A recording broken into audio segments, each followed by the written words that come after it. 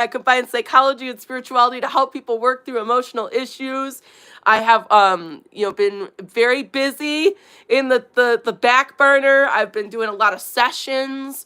I have new pricing out that is now active, with new time schedules and more availability than what I've had originally.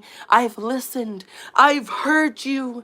You have been heard. Okay, I just feel like I had to say that because like we need that, in our life. Anyways, on that note though, that's been going on. I've been like amping up my podcast. So I've done a crap load of episodes that will be released every Tuesday from here on out on YouTube. Oh, shit, I said it. Fuck. Okay. on some platforms, including Spotify. And basically in a nutshell, this particular podcast is called Metaphysical Files of True Crime, and that is about serial killers, okay? Well, right now it's about serial killers, and then we're going to move into, like, paranormal shit that people are scared of, and we're going to read that energy, because you know me, I can't fucking help it. I'm all, like, let's do it, So there's a new episode out as of yesterday called The Jeffrey Dahmer. Yeah. So, and yes, I did channel Jeffrey Dahmer, because why the fuck not? So anyways, that's what's going on with that podcast, and then also in addition to that, I have been recovering from illnesses, so that is where I have been all this time, and I'm excited to get back up and at it, and with you guys.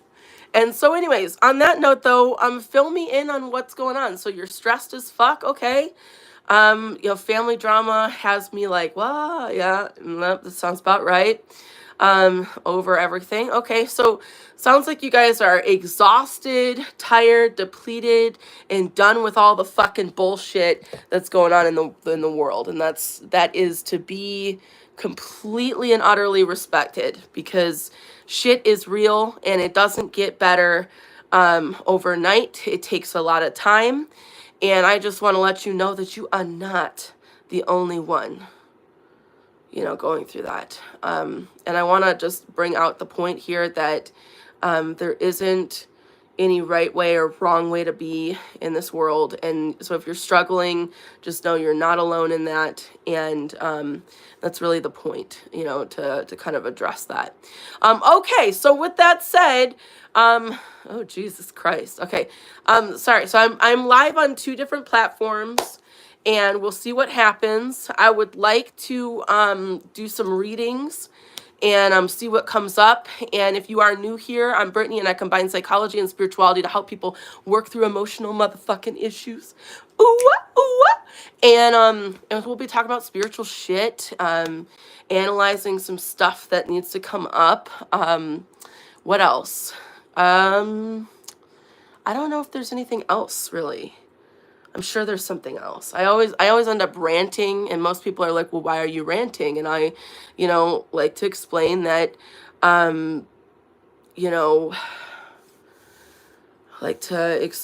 that, I don't know what's being said on, okay, sorry, I got distracted. Okay, but anyways, I get distracted so easily. Okay, oh gosh, so I'm like, sometimes I notice that I'm kind of like, a golden retriever who just gets distracted with like things going on in there's a lot of commotion. Okay. Anyway, so I'm going to open up a healing realm, and blah, blah, blah, and we'll go from there and see what the fuck comes up. And the drill, like the live stream, throw stuff in the comments and we'll talk about it. Maybe not, some weird things, like, maybe not like, what's going on in this chat? I have no idea what's going on in that chat. Like, we're just gonna go with that, I guess. Okay, so, usually in the comments, we talk about what's going on, okay? Like, share with me what you're fucking feeling. Like, let's talk about, if you don't have feelings, why don't you Google what a feeling is and come up with some sort of feeling that you have. Maybe share that instead of some weird shit in the comments, because That's just interesting. You know, I've seen it all, okay? Been doing live streams for a couple of years. Went full time doing my spiritual business for, oh God, I guess it was back when I started doing live streams, because like my work took off so much, and then I had like a medical trauma that prevented me from doing another business that I was already doing. And so I kind of stepped back from that one and in full, you know, spiritual work. And when that happened, my God, the hate comments that I would get, I'm like, why are people so mean and like so fucking aggressive for no reason? And so it was hard at first. And so I'm now at the point now where, like, when people, especially when I'm in this zone where I'm like tapped in, I'm ready to work with people, I'm connected to energy, and people come at me a certain way, I'm just kind of like, okay, so that's what's going on in your world right now. Oh, shit. You know, let's talk about your trauma. Kind of no different than, you know, like the worst session I've ever had in my life. Okay. And there's some that I could talk about for hours, okay? But there was this one lady, and I will never forget this. This was back when I was doing like 15-minute readings for like $30, okay? And I thought I was so I thought I was going to make a real difference in people's lives, okay? And this lady books a session with me. Well, she books a session for her sister, okay? She gets in the fucking session with her sister. She gets off the fucking thing and gives it to her sister. And I'm sitting there looking at her sister, and I'm like, hi, I'm Brittany, and I combine psychology and spirituality. She cuts me off. I already know what you do. And I was like, oh yeah? She said, you're doing the Lord's work. And I said, yes. Because I mean, you know, I am a licensed minister, okay? I was like, yes, that's exactly what I'm doing, the Lord's work. But I am going to read your energy today, and I'm going to, you know, like, you know, we can definitely incorporate some Bible scriptures if you'd like. We can talk, you know, about God if that's something that you're more comfortable talking about. But that's not the read that I'm getting right at the moment. Well, what's the read that you're getting? I'm getting that you kind of want to talk about romantic relationships. Maybe we should address some issues that are going on, and maybe kind of talk to your passed away son. And immediately she's like, in the name of Jesus. And I was like, I don't know what the fuck just happened, but okay, I'm just going to just let this roll.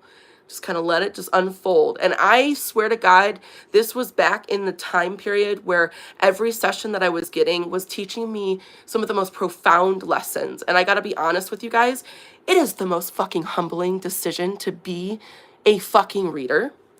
You know, it'd be nice if I could do just normal fucking readings. And when I say normal fucking readings, I mean like pull some tarot and oracle deck cards, and then just look back and go, yes, you know, I understand how you're feeling. However, you know, ma'am, like the cards don't lie. It's the cards. I'm just going with the cards. No, because I don't use cards. I have a pen and I have a paper. And and I take my pen and my paper, and I have sometimes no fucking idea what's going to come out. I am there with you. I am human. I don't know anything else, okay? And that is my saving grace, is I know nothing except what Spirit provides. And I have these dead psychologists that come in, and they have no bedside manner, okay? And sometimes the stuff that they say, I'm like, wow, this is powerful, but not the time. Not the time. So anyways, I'm talking to this lady, and I'm like, you know, she says, in the name of Jesus. And I said, amen. You know, because I thought that's what you do, right? And she says, you don't know why I'm saying that. And I said, well, I kind of pick up some religious fear. And I go off, guys. When I get into this flow of energy, it's insane, okay? Because I feel it, I see it, I can experience it, I can hear it. I have this sense of knowing that comes in, and then I'm writing down everything I'm picking up. And so I will follow a rabbit hole. I'll start with like the religious fear. Okay, so the religious fear comes up, and then this comes up, and this leads me to your dad wound. And then this leads me to the dad's wound. And this leads me to the ancestral trauma that you're carrying right now in this lifetime. And it also leads me to what's going to happen in the next 4 months from now, because you need to now do some absolute fucking work here. And also, in addition to that, that romantic partner that you keep drawing in, and you keep getting the same goddamn person over and over and over again, it's all because you have dismissive wounds, and we need to talk about that shit, okay? So I'm like sitting there, and I'm going off on my rant, okay? And it's beautiful, it's glorious. I'm recording it because I usually ramble really fast, and I'm thinking it's gonna be great. She's gonna, look, she'll understand once I get through the rabbit hole. Oh my good God. Oh my good God. I get a little bit further in, and now I'm touching on her wounds, okay? And I said, before I continue on, I just want to express to you that I can understand why this is, coming up to the surface. This is a very charged emotion that's sitting at my heart right now. It feels like anger, okay? And I want to explain that anger is usually an unmasking emotion. We can deal with this together. I don't want you to feel like you're alone. You're not going to leave this session without more tools and information. I'm going to help you feel lighter during this experience. And I'm like, so this anger that's coming up, I feel like there's a lot of blame that we're putting towards our partners in the past, where we feel that they're the ones that are wrong. And in a way, it's bypassing the changes that we need to make so that we can live more fully. And as soon as I fucking said that, I had this woman so freaked out, she just starts screaming in the name of Jesus over and over and over and over again. And I was sitting there, and my face went from like, to like, what is going on? And literally, guys, I'm not fucking kidding.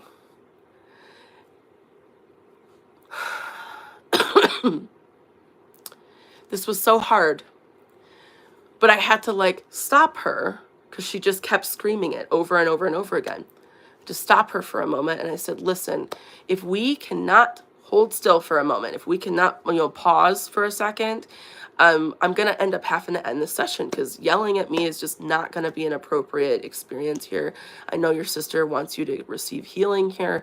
I'd love to help you and work on your angle. If you want to pull out the Bible, we can pull out the Bible together. You're not alone in this. I don't want you to feel the fear that you're feeling right now. And if something that I'm saying is triggering you, if you feel like I'm working with some sort of entity that you feel is going to harm you, I want to reassure you that I work with nothing but loving beings in the name of Jesus and God. And I just would love to help you in every possible way that I possibly can. She goes off again, okay? And mind you, it's so bad. It's so bad. The volume, I'm trying to turn down the volume a little bit. I got a friend in the next room who immediately comes and opens up my door, okay? Because she's just like, whoa, I'm hearing Brittany getting screamed at. Oh, fuck no. Because, like, my friends are, like, highly protective of me. They're like, something's going on here. So she comes in the room, and she's like, I'm hearing Brittany getting screamed at. What the fuck? And she opens up the door. She's looking at me, and she's like, and I'm like, no, we're good. I look at the woman again, and the final time, guys, the final fucking time, I say, life is like this, okay? And you gotta stop. No, I'm just kidding. I don't say that. I told her I had to end the session, and I just like ended the phone call because I was like, I am not going to continue on trying to ramble. And she is literally the one that ruined 15-minute readings at $30. Because like I was like, all right, I'm done. Because like I would get people who would book a 15-minute reading and they're like, I want a past life regression session. And I'm like, bitch, it takes too long. You can't do 15 minutes for that. Like, what kind of fucking, what? Or like my personal favorite, someone had a loss, and they reached out and they asked me specifically, they're like, listen, like, I need some mediumship, and I really want to unravel some of my grief and move past something that's coming up for me. Can you handle that in a 15-minute read? And I've said, honestly speaking, no. Please don't book a 15-minute read trying to expect that I'm going to be able to get to your grief. I could read you in 15 minutes, and that would be wonderful, and it could be helpful. But if you're looking for like actual healing work, I want to do a technique on you. And I'm going to need a little bit more time than 15 minutes to do an actual technique. The only difference would be if I already knew you and you booked a 15-minute read and I know what I'm going into, and then I know, okay, we're going to focus specifically on this technique and I can hit that point. But most of the time when I read someone for the first time, I want to like go in and smell their energy, feel their energy, chase their energy, and hear what Spirit's saying about it, because it helps me unravel more. And then from there, I got all these fucking techniques that work. And when I say that, I mean like, good Lord, ancestral trauma healing, neuro-linguistics programming, different trauma-informed coaching, grief and counseling. There's the longest fucking list of stuff. Past life regression, like, you name it. There's some sort of like class or some sort of certification that I have in that area. There is endless techniques, and it's all at my disposal. And so I want to be able to look at your energy, have that read that comes through, and then from there I can tell you what techniques will absolutely help. And sometimes it's not meditation that works the first time. And I can't stand it when I hear these readers give like basic, oh, you just need to self-care, or you need to learn to meditate more. And I'm just like, no, some of you guys are going through fucking hell.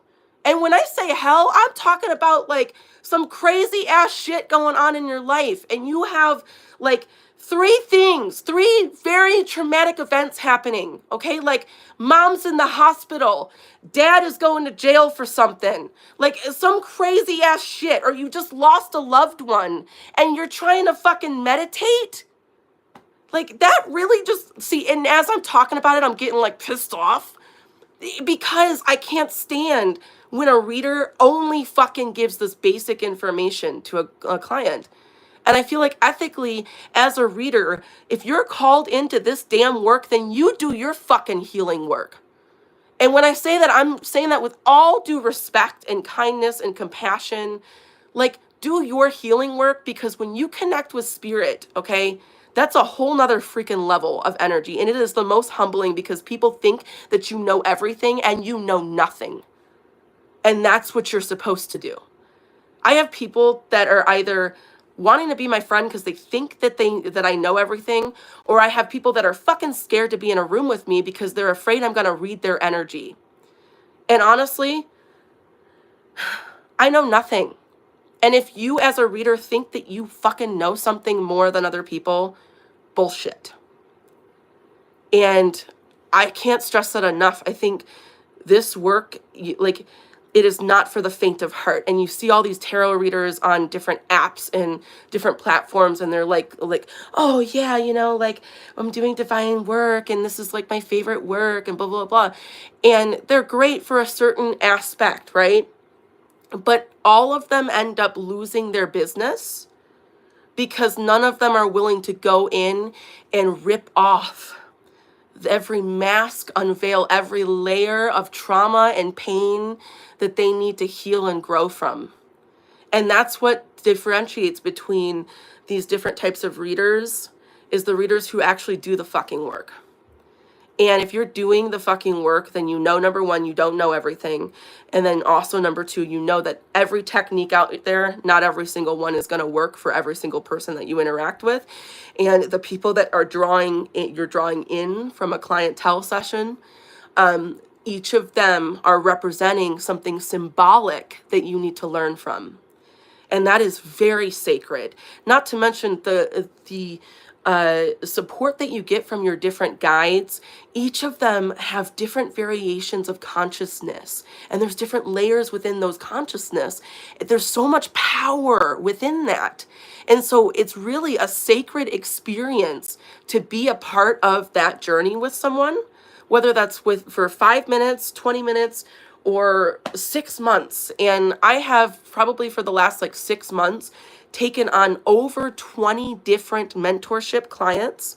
And Every single one of them. Some want psychic development, some want mediumship development, some are just looking for emotional mastery, some have serious mental health issues like schizophrenia, obsessive compulsive disorder, borderline personality disorder, and all of them are looking for different types of outcomes and goals within their mentorship with me. And so it has been one of the most transformative 6 months, but it's been fucking brutal.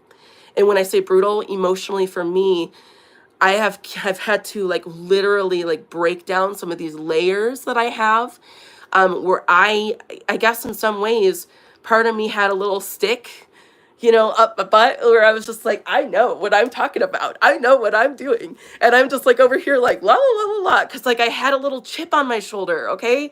And I'm being honest here, because I entered the spiritual community, and since the day one, since I came into this earth, I have been able to see, hear, feel, smell, taste, and even have the sense of knowing of spirit. I was raised in a cult, and that cult said that all dead, spirit type, psychic work and mediumship was demonic. And my parents threw the Bible at me constantly about everything. So I became a big Bible reader, and I contradicted myself constantly because I would sit at these congregation meetings and I would see dead people walking up and down the aisles constantly, blending with other, consciousness. And constantly I was seeing this happen. And the whole entire time, I'm like, oh, I don't know what to believe in. I must be fucking crazy. I'm crazy. I'm literally crazy. My whole life, it has been a journey to even get to this point. What I didn't know and what I know now is that every time I would touch something new, I was channeling past lives that I've already lived. And when I say that, I mean, I'm a DIYer, okay? At 7 years old, I took apart a lawnmower and I fixed the lawnmower because I was scared of my dad, and I wanted my dad to be happy with me and wanted him to know that I could take care of things at home. I fixed several other things in the house, and I've done that since I have been like really fucking little. And I became a big chronic people pleaser. I constantly wanted to make up for everything, that was going on in my family. And it was a very dysfunctional family that I was raised in. So from day one, I have been born and bred in to this psychic work, meaning that I paid close attention to my parents, what they needed, what they were feeling, what I could do to make them feel more supported every single day. I wanted to survive my childhood with the least amount of confrontation as possible.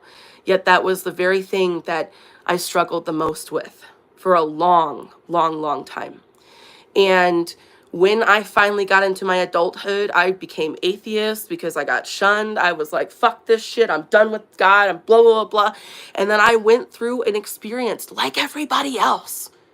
And then I ended up doing a buttload of like 1 year's time. I stopped dating, and I only focused on anything and everything spiritual. And in 1 year's time, I learned 10 years worth of information. I studied psychic development, mediumship development, every possible book I could get my hands on that was relating to like Wayne Dyer or like, Louise Hay, or, like that was how I started. Then I went into quantum healing, and then I went into, it started with Reiki, and then I was like, well, let's do advanced Reiki. And then, well, while we're at it, let's do Kundalini, because what the fuck, And I went down rabbit hole after rabbit hole after rabbit hole. And what I discovered was that, number one, there's so many goddamn healing modalities, I don't even know where to fucking start. And then I also discovered that I couldn't possibly know everything. I also discovered that there's a lot of narcissistic people that are attracted to the spiritual community because you get this like high of feeling like you know everything, right? And there isn't really like a standard of certifications, right? So everybody has either so many certifications or no certifications. And I was just like, well, that's confusing. And I remember walking into the psychic development class, and I spent a year working with them. And the entire time, all the older people who had been in there for a long period of time were fucking pissed off at me, because here I am, this little young 20-something walking in, and I'm just like psychic everything, like, wow, tell me the ways. And like I sit down, and I'm not this like love and light shit. I'm like, fuck your shit up kind of like psychic Brittany. You know, like I'm like, oh, you told me I have to do it this way. Let me show you why you don't have to do it that way. You know, or like the time, this is a story I tell a lot, but this one time that I remember at psychic development class, we got into like little groups, and there were 3 other women sitting next to me, and they dropped a bunch of oracle decks in front of us, and they said, all right, just pick some oracle, you know, like messages and read it back and forth. I sit down, I look at this first lady, and I'm like, listen, you have a disabled son. He's like adult age or whatever, but like acts like a 15-year-old. And you yell at him all the time. We need to talk about how you cannot do that. And you know, there's resources within our own city that could actually help you with your adult son, so you don't have to keep yelling at him because you're just overwhelmed. And really, you know, your passed away mom, she has a lot to say about this, and you're just kind of living in the same shoes as your mom. So the mama wound is really heavy right now. We need to talk about that. I look at the next woman and I'm like, you're currently married. Your passed away husband is behind you, by the way. And she looks at me, and I was like, he's like your ex or something like that. And then you feel all conflicted because you're going through a grief process of losing him, but you can't explain that to your new husband when your new husband would absolutely be so fucking supportive. Go home and tell him the truth. And then I look at this other lady and I'm like, what in the name of blood magic is going on? I don't know what the fuck you be doing behind the scenes here, but you need to stop doing it. Leave that poor man that lives beneath you alone. He doesn't want you. You can have somebody else. And she's looking at me, and like they just sat there like kind of like, what the fuck? And I said, I'm sorry, I'm on one today. I just feel like we need to talk about the real shit, the elephants in the room. So we can either pull some oracle messages and I'll just continue on telling you what I really think of your bullshit, or we could just talk about your bullshit and live our lives. And I set this tone, okay? That was what they knew, right? Like, from that point forward, I got a name within the Phoenix, because at that time I was living in Arizona. I'm in California now, for those of you that want to know that. But anyways, so I got a name within the spiritual community in Phoenix, Arizona, because they were like, oh, this bitch don't play. Like, I was known as the girl that takes the crazy away. I was the one that you sit with when you have met with 15 years worth of therapists and they didn't do shit for you. You're talking to me. I will fuck your shit up and then I'll fix your shit with you. I'll be like, all right, well, this is fucked up. You're really fucked up.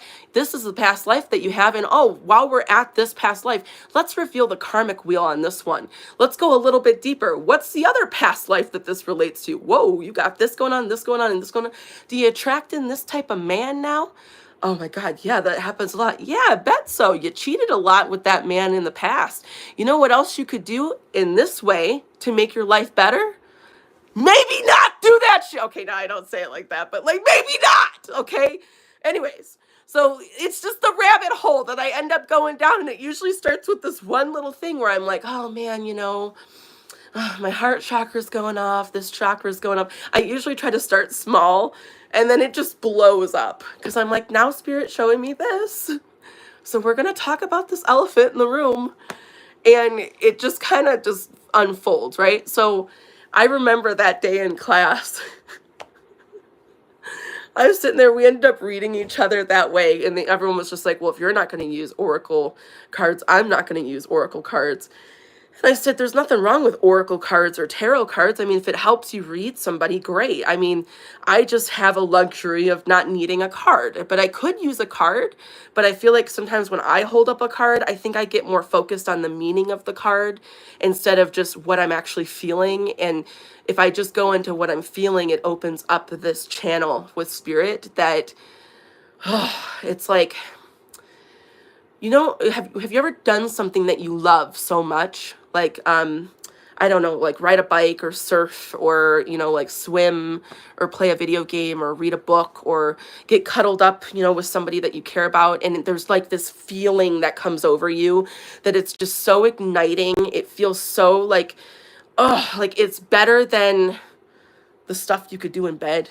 You know what I'm saying? Like, it's like a feeling. It's like this intertwinement of energy that you have that's just so embodying and so there. Like there's something about reading somebody when I am so in the flow of the energy, I can't even begin to express it. I can embody that person. I can see what they're feeling, experiencing, what their patterns are. And there's something so like, oh, like I can't even put it in words. Like it's like to the point where I can smell it. I don't know. Like I noticed that today I did a podcast episode on David Berkowitz, the quote unquote serial killer, son of Sam guy. And why I'm doing the podcast is because I set out to try to prove that evil doesn't exist. Because I was just like, well, there's a side of the spiritual community that says evil doesn't really exist. Does it or does it not? Or is evil like a construct of like our own consciousness from each historical event that's happened? Like, what does this really represent? Because I have a theory that it kind of represents like the Catholic Church, like, because if you look far enough back in your own DNA, like your ancestors and beyond that, you've had lifetimes and also ancestors who have literally been confined in religious, doctrines and things of that nature. So I wanted to see if I could prove that. And I, started with Ted Bundy, Eileen Wuornos, John Wayne Gacy. Then we did Jeffrey Dahmer, Richard Ramirez, and then now, David Berkowitz. And Sunday I'm doing Gary Ridgway. I think that's how you pronounce it. Gary Ridgway, the Green River Killer. That one's going to be really dark. And then Ed Kemper. And that one's just like, that one's fucked up. Okay, that one. Some of these people are still alive, mind you, so that makes it more entertaining, I guess. So Berkowitz was our first one that we did that's still currently alive. And when I sat down to read his energy, the same flow of energy came up where it was like, it's like you get to this point when you do readings, and I shouldn't say doing readings, when you just understand how to look beneath the surface, because not everything shows up physically in front of you, right? And energy is always readable. No matter where you are in the universe, you can read the energy as long as you have no emotional blocks that are blocking you from experiencing that energy. So with that said, since there's no way to like block that out, right? You can connect to anything and everything. You could literally connect to, I don't know, this sage, right? It's why you are attracted to certain things. Like I wear men's Vaseline, okay? Like not everyone's attracted to this frequency, right? But this is in of itself a frequency. I'm connected to that energy. I put this on my body because it makes me feel good. The smell feels good, right? Well, there's like an embodiment of energy that you get into a flow of when you start reading somebody. And with Berkowitz, it's like as I was going into the reading, I was smelling his energy. And I can't stress enough, emotions have frequency, like a smell frequency. They also have a taste frequency. When you start reading somebody, every single little hit that you get, it will manifest as your own, but it is something related to what you're reading. And there's some fascination that I have with this. So I sit down with Berkowitz, and I'm pulling his energy from where he currently is. So I'm feeling what he's currently feeling. I'm, like literally visualizing as if I was sitting in front of him. What would I say to him? The first fucking words out of my mouth was, let's talk about what you really like. And I can't even talk about it on this app. I talked about it in the podcast where I have the leeway to speak about that from a more explicit standpoint. But TikTok will definitely not let me go that far. But there's a particular, let's just say Berkowitz can swing both ways, okay? I don't know how else to say that other than what I just said, okay? And that was the very first thing that came up, and I'm like, that's interesting information.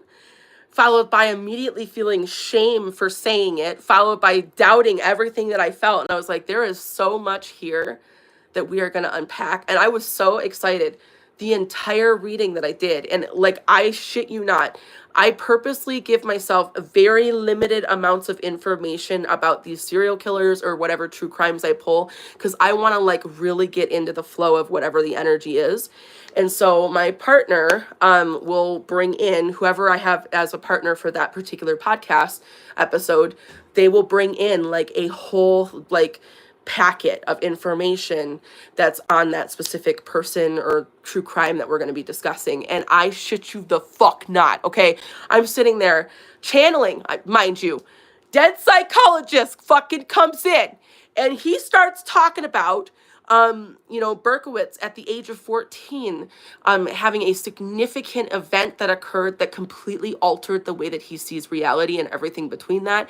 And it changed his motor skills and everything. It was almost like it felt like a car accident, but it wasn't a car accident. It was a death that he experienced. And it caused him to have like a split that occurred. It was so, oh my God. Okay. And like, so from there, it just escalated more. And the more that I was like talking, my partner was just like jaw, like dropping open. Cause she's like, I did not expect you to go down this rabbit hole so quickly. Let's talk about that real quick. And we ended up talking about actually how Berkowitz wasn't actually the one who committed some of these crimes that he's been charged with. And it's because of what I was seeing with the energy, because I was reading the energy imprints of what happened during those crimes. And everything I saw was Berkowitz behind the scenes. And there was another person in front of him. And guys, there was a guy, his neighbor, okay, that he befriended named John Carr, okay? And then John Carr had a brother named Michael Carr and then a father named Sam Carr. Well, I started reading all three of them because I was just like, there's a conspiracy apparently about them. And as I'm like reading them, I stopped at John Carr and I shit you not, I look at my partner and I'm like, it's him. And she's like, what do you mean? I'm like, he died, suspicious circumstances of death, by the way. Unaliving, wasn't unaliving. He was actually murdered. And she's like, what do you mean? And I said, he's actually the one that did it. And he was the mastermind, like kind of like that mastermind energy. And he had Berkowitz following him. Berkowitz, of course, was naturally going to want to take accountability for the crimes because he had a romantic side to John Carr. And like, partner was just like, what the fuck? And I'm like, yeah, and let's talk about who John Carr was. I go down like a mother complex that he had, his MO for doing that, what he would wear. And I'm describing, mind you, what the fucking victims who lived described this man as. I am like blown the fuck away. Cause like, I'm thinking like, I don't know if I'm even close, but this is what I'm getting. Kind of like when I was doing Jeffrey Dahmer.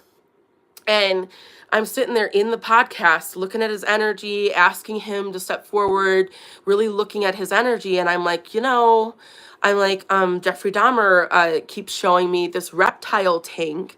And there's like a lamp over it. And like, he's just so fixated on the tank itself, the smell. And it's kind of like a putrid smell. I'm like, Jeffrey Dahmer really liked smell. And, the more putrid the smell was, the more that it made him feel connected. And like, my partner's like, what the fucking fuck? And so then we start researching while we're in the podcast, because we're like, well, was he obsessed with reptiles? That's a pretty good factor. Turns out he was obsessed with not only bones, but reptiles. And then while I'm sitting there, I'm like, he actually liked just dissecting stuff. Like he wanted to see what it was, like how it worked. And I was like, I feel like he was misdiagnosed. They said he had borderline. Fuck no, he didn't have borderline, because in order to have borderline, there's a certain level of traits that you have where you have like these very heavy mood swings. His mood swings were not like from 1 hour to the next, to like from a emotion to another emotion to another emotion, like a roller coaster. His mood swings were like a week-long binge, which gave more bipolar type behavior. And then also in addition to that, there was a lot more structure to the way that he thought, like where it was more abstract, like autism. And I was like, there's a lot to this. So we started researching, and that's like actually what the fuck is going on. Why is it that society portrays these people as monsters when most of these fucking people have mental health issues going on beneath the surface of all of it? And instead of society talking about like mental health issues and talking about like needing to like really like reform behavioral health and like learn like make it more accessible to people, instead it's like, oh, these are monsters, don't do this.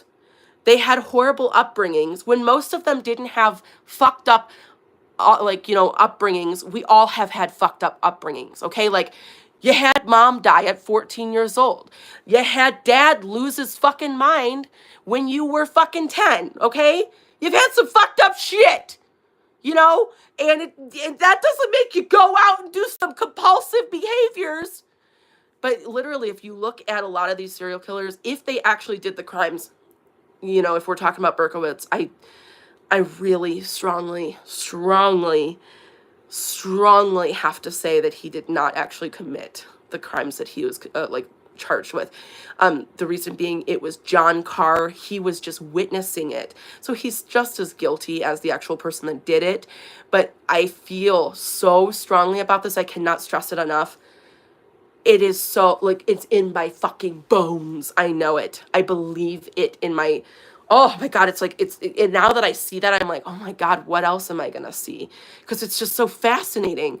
Like, and then, why stop there? Okay. So naturally I was like, I'll call in a dead serial killer at the consciousness that they were at when they were alive, because that shit would be very interesting, right?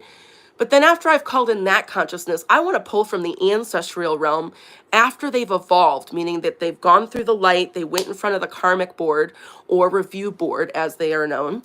And from there, it reveals another layer of what they learned. Jeffrey Dahmer is sitting on the other fucking side with gratitude about his victims. I was almost in tears when I got all the way through and I asked him all these questions. And I sat back and I'm like, oh my God. And I'm looking at Joanna and I'm like, I have nothing but gratitude when I'm thinking of all the victims and how much I missed a beautiful opportunity to form connections with those people, not kill them, but form connections with them and actually like experience what perspectives they could have taught me. I missed out on that. And I'm like, and that's the whole message I get from Jeffrey Dahmer. And Joanna's like, what the fuck? I'm like, I know. This is blowing my motherfucking mind. And so I'm going to stress this to you guys. Like, it's just an incredible experience when I go down these rabbit holes and it just, like, some of the, I always think it's going to be one thing and it ends up being something completely different. The same thing with Berkowitz today where, like, he told the police that he listened to the neighbor's dog that told him to commit these heinous acts, right? And then he said it was a hoax. I don't think that it was a hoax. I feel like he really got conflicted and confused within messages, and he picked up the energy signatures that were around him, meaning like he had a high sensitivity to like clear audience, which would make him susceptible to hearing thoughts and voices within himself and around him. And they kind of sit like these like energy signatures with no consciousness that just kind of sit in the air. I call them like thought form bubbles, because sometimes when people think of very like a dense thought, it will literally just like, it'll sit there in the air, and then when somebody walks through, it will manifest as their own. And it just fucking fascinates the shit out of me. Like, oh my good Lord. It is so fascinating. And I just love that. I love that so much. And with that said, I forget what else I was going to say. Yeah, so I mean, like, the whole experience of, reading these energies is just, it floors me because of the amount of information that you can glean and learn when you're daring enough. And let me just say this, daring enough to look at the things that scare you the fucking most. And I gotta be honest with you, there is many times that you look at things around the world whether it's happening to you or you're witnessing it happening to somebody else, where it invokes fear within you, right? You know, like the government stuff going on in the United States, like a lot of people are scared of it. You know, like I sit with people on a regular basis that are scared of their own finances. I sit with people that are scared of their relationships. I sit with people that are scared of family dynamics, scared of losing people, scared of losing their homes, scared of losing something in their life, right? If you would sit long enough with the stuff that scares you, then you will discover parts about yourself and how magnificent you really are. And there's something to be said about that. And I feel like that's what a lot of my techniques end up doing for people. Like, you know, I do this technique where like I'll sit with someone and it's combining some past life regression techniques, ancestral techniques, and DNA healing techniques. And basically in a nutshell, I'll ask them like a feeling that they have. Like I'll say, where in your body do you feel anger right now? And they'll be like, oh, I feel it in my stomach or whatever. And I'm like, okay, so I want you to feel to your stomach. Let's make a shape and throw it somewhere in the room. They'll put it somewhere in the room. And then from there, we'll do a whole fucking healing session that leads to an inner child session, which then will lead into us repressing back to a memory that you had, right? Where mom and dad were maybe mean to you. And it's the earliest memory that you can remember where it angered you, right? Well, then from there, we can do a whole ancestral line clearing where it clears out their energy and your energy. And then also it provides you new profound information about your own journey and where to head from there. And it flabbergasts me how much this shit fucking works. And like I sit back on a regular basis and I think, sometimes, you know, because my human brain is like, well, you know, I don't know. I don't think it's gonna work, you know, because like the first time that I did it, like, I don't know. Okay, so it started when I was at this crystal shop one day. This one girl, she comes in and she was experiencing limerence. And if those of you that don't know what that means, it's a psychological term referencing someone who has a heavy infatuation with another person who they feel can fill up their cup of love. And that person is breadcrumbing them usually, or in a quote unquote situationship. They're not fully in a committed relationship, like romantically with you. And yet you're still having like this obsessive compulsive thinking about them. And you want them to be something that they are clearly not going to be, right? So this girl comes in and she wants a tarot reading, okay? And I never forgot this reading, ever. I don't think, there's some readings I can forget, like, because you have reader's amnesia. But like, whew, I never forgot this reading. And I think because of the fact that she was so young and there were already tarot readers there, okay? Like, there was like another tarot reader there who did like angel messages and romantic relationship readings and things like that. And then there was me, okay, the girl that takes the crazy away. They called me the demon hunter, which I didn't really like that name. They called me the past life girl. The girl that didn't need the fucking cards, okay? The girl that could just sit there with you, have a normal conversation, like two best friends having like, you know, just having a drink together or whatever. And yet I knew so much about you that you didn't even fucking realize that I could know that much. But like I just did, right? So like I had a name, okay? And so this girl comes in, she's like, oh, Brittany's the only one available. Okay, I'll do a tarot reading. I want a tarot reading on my boyfriend.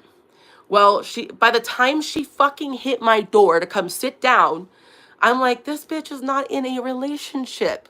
Why does she think she's in a fucking relationship? And I'm like, this is weird.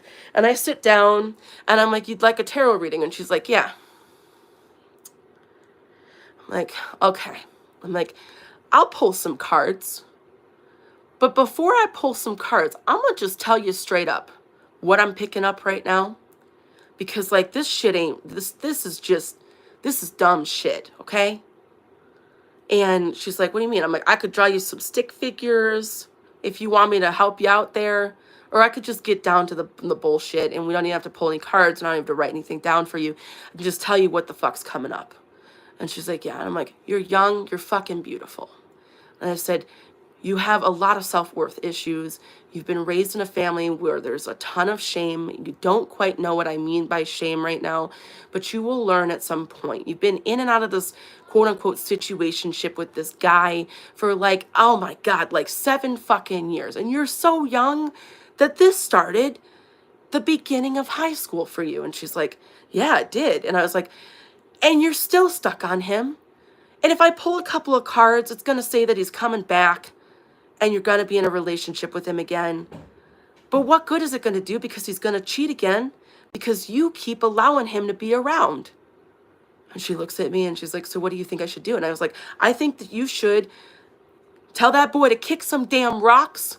And I think that you should move on with your goddamn life because there is plenty of other motherfucking people out there. And there is beautiful men out there. Men, not actual boys, men. And you deserve a man here in this situation who will treat you with the dignity and goddamn respect that you deserve, okay? And no more of this bullshit. And I'm like, I don't know you from Adam. How the fuck could I know that? And the fact that I'm seeing that should be enough proof, but I know you probably want tarot. And she looks at me and she said, yeah, I want to look at some tarot. And I sat back and my ass was like, you know what? After today, I'm deleting tarot readings off of my services because this will be the last day that somebody books a fucking session with me wanting a damn tarot reading when I'm sitting there fucking telling them they are talking. And I sat back and I went and talked to my Chinese medicine mentor that I was working with at the time. And I was like, they booked a session with me. And I was like, and at that point I had a really big ego, guys, like really fucking big. But I feel like I could talk that kind of shit, okay? I was like, Jonathan, they booked a fucking session with me. The girl that talks to scary shit. The girl that goes into homes with pastors and fucking changes the way the pastor sees the fucking Bible. They booked a session with me and they wanted tarot. And Jonathan's like, I know. And I'm like, they booked a session with me and they wanted tarot. He's like, I know. What does that tell you? I'm like, I need to raise my bar a lot higher, okay? The expectations need to be fucking higher. Why are people down here when we need to be up here? And I'm like, could you imagine? I'm like, because like I thought about that when she left. I'm like, how would I feel if I was in her shoes and I came in and I sat with me? And to this day, guys, and this is going to sound a little bit fucked up probably for some of you guys, but I'm just going to toot my horn for a moment. There are times in my life where shit is so fucked up, I wish I had a version of myself to talk to. Because if I could just talk to myself, like, good Lord. And that is why I am the reader that I am, because I wish there was somebody like me for me. In my darkest fucking moments, when I am going through a breakup or there's some grief relating to being shunned by my family, or there's some sort of trauma layer that's coming up to the surface, I want me. And I said that to my friend the other day, and she got really upset. Like, she was like, oh my God, like, so my information isn't good enough. And I'm like, no, I mean, I love you and I appreciate our friendship, but it's so frustrating because in my moment of darkness, in my moment where I'm down and out, you know, I need me. And I'm like, and I have never met anybody that does it like me. I have met trauma coaches, I have met psychics and mediums, I have met all kinds of galore, but I still haven't met a version of myself that can do what the fuck I just did in a session. And there is something to be said about that, because like that shit is real. And I love what the fuck I do. I would do it if I never made money off of it. I fucking love my work. And I love doing it through video call because I can record it so you can fucking look back at it because I talk so fucking fast. But there are times where I'm burned out And this last year, I was in a really bad relationship. And if I'm being very fucking honest, I was in a really toxic relationship. And I had a lot of mirroring going on. I had a lot to learn about myself in that experience. And through that experience, I lost my excitement with my work. And it was because it was just so brutal. And I spent the whole year thinking, like, where the fuck does somebody like me get support? Like, I call up one friend who posts, videos on social media or whatever, and she fucking turns around and she starts sharing her videos to me because she wants to fucking make me feel better through her videos that she posts on social media. And I'm just like, how dismissive is that? Like that just like, and I'm like, thank you for sharing that. Yeah, I'll go take a look at it. And I'm just like, right now in my moment of crisis, what I need is me who says, look, bitch, you're fucked up right now. And it looks green, whatever you want to call it. It looks bad. It looks bleak. It looks like life is going to be fucked up for a long time. But really, in reality, this is your dark moment. And there is always a way to get back up from this. So let's apply some shit that we're learning right now. And let me tell you what's going to happen next because you apply it. And let's come up with a strategy plan so that you don't feel fucking alone. And I want an update after this session. I want to know what you did. And I want to know how you're feeling afterwards. And I want you to know that you're never alone in anything that you go through. And this emotion isn't even yours. Let's get rid of it. And that's the fucking, I need that! I need that! So yeah, that was, and I can't stress enough that it was, oh God, I had like this fire just ignite in the last like 3 weeks. I sat with a trauma coach and then I sat with another friend and who does like, readings and things like that. And when they were giving me information from spirit, I sat back and I'm like, you guys need me. I'm sorry. I sat back and I'm like, I need to get my shit together because if I don't get my shit together, none of us are going to get it together. Like, this shit needs to fucking change. I sat back and I was just like, I think I texted my astrologer friend and I was like, bitch, I got to get it together.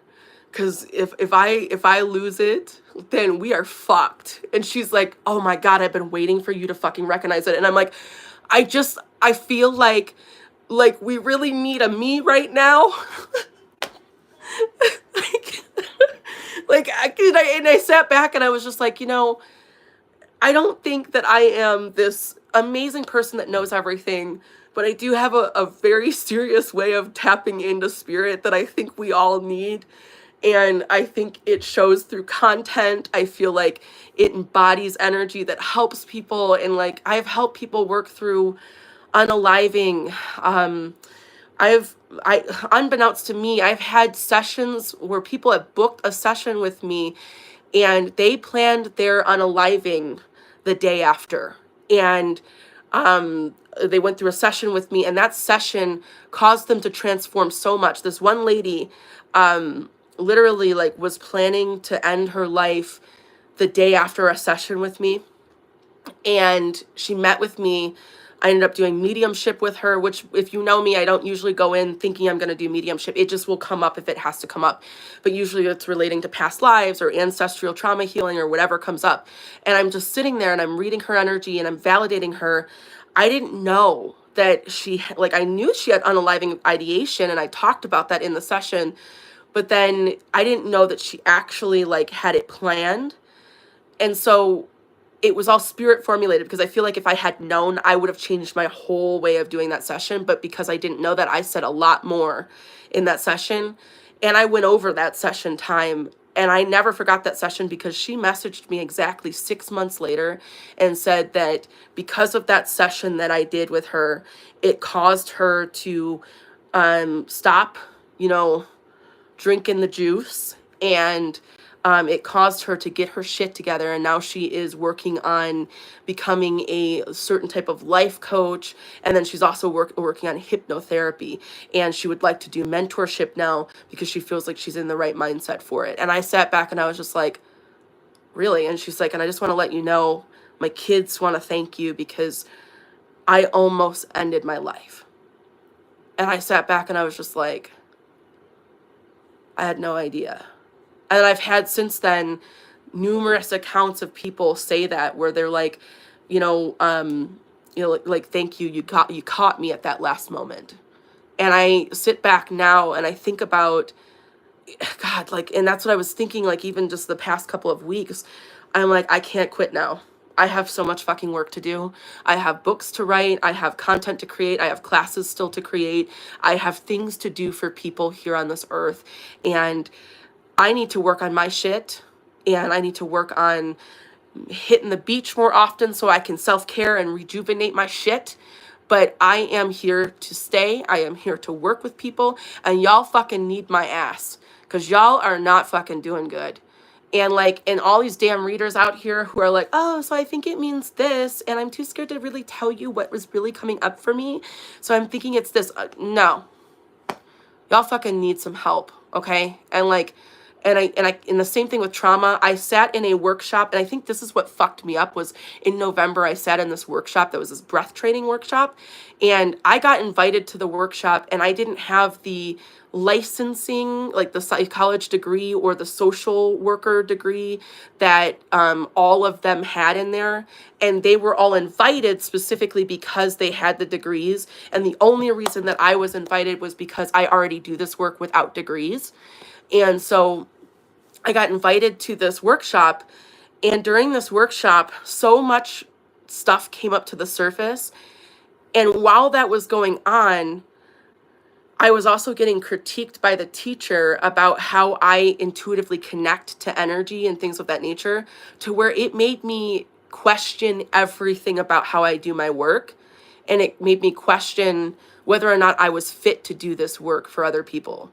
And then I had to go down all those rabbit holes, all these months, just to come to another conclusion a few weeks ago where I was like, no. No, y'all need me because I have no red tape whatsoever, so I could sit in a session with you and be like, no, actually, I think you're fucking up right now. Let's change this. And yeah, you're crying right now, and there's a heavy emotion coming up because of that. Let's embody that. Let's feel that together. Let's get through it, and let's release this shit so that you can move forward with your life. And by the way, Spirit's telling me this, and this is going on in your life right now, and that's some fucked up shit. And why are you planning your exit point when you still have a whole experience left to do? Like, I can't stand it. And the same thing with like, oh my God, somebody booked a session one time, and they were asking me, this happens a lot, should I break up with them or should I stay? And I'm like, bitch, you're talking about a split right now. You are splitting. And we need to unsplit that shit. Like, because that's like 90% of the population, they get in relationships and then they sit with this like, should I stay? Should I go? Should I stay? Should I go? And there's a split exercise you can do to fix that. It works really lovely. But then my natural ass is like, all right, you know what? Let's play this all the way through. Don't give me any names. Don't give me any information. Let me just sit here and read the energy and tell you what will happen if you break up with this person and what will happen if you stay with this person. And then from there, if you still can't draw a conclusion, then I'll bring you to your heart center so that you can fucking figure out what you want to do. I'm telling you what, some of these fucking people, they leave the session and then they go through this whole experience afterwards. And then they message me like 6 months later and they're like, I need another session with you because like, damn, I did this, and this because of the session, and this happened, and it changed my life, and I want fucking more. What do I do next? And I'm just like, I don't fucking know. I don't know. Like, people act like I fucking know shit. I don't know. I don't know until we're in the moment, and I'm just reading the energy. It's no different than when this guy was just like, okay, like, you read me. And everything you said that was going to happen, it happened. Psychically, it freaking happened. what's next? And I'm like, I don't know. Like, do you know how many times they say I don't know? And like literally, like I have to remind myself I don't know and I don't care. I don't know and I don't care. And it's not because because I really do care, but I have to tell myself I'm not attached to any outcomes here. It's not like we don't need to know, okay? Because sometimes you don't fucking need to know, but like shit, man, we all need to fucking know shit, okay? And like I have a friend who does like mediumship, and then she sits back and she's like, oh, well, not knowing the whole future is the whole point, right? Like you had to be more present and enjoy it. Well, I'm one of those bitches. I want to know, okay? I want to know what's going to happen next, okay? I do 6-month forecasting for myself, for God's sake. I want to know what's going on in your life. I'm nosy as fuck, okay? I don't want to know when I'm out of the session, because like when I'm out of the session, if I try to take all that energy on, then that's going to make me emotional as fuck, and I don't want to fucking deal with that. But like when we're in a session together, like I want to know just as much as you. I'm nosy as fuck. Like I want to know what he did. And like, I want to talk about all that crazy ass shit. And then most of the time what ends up happening, and this frustrates me, I can't stand it when, well, okay, I shouldn't say that because like there's nothing wrong with that. But a lot of times people will book sessions, and then when they get in the session, they'll just talk the entire time. I'm like, hold on.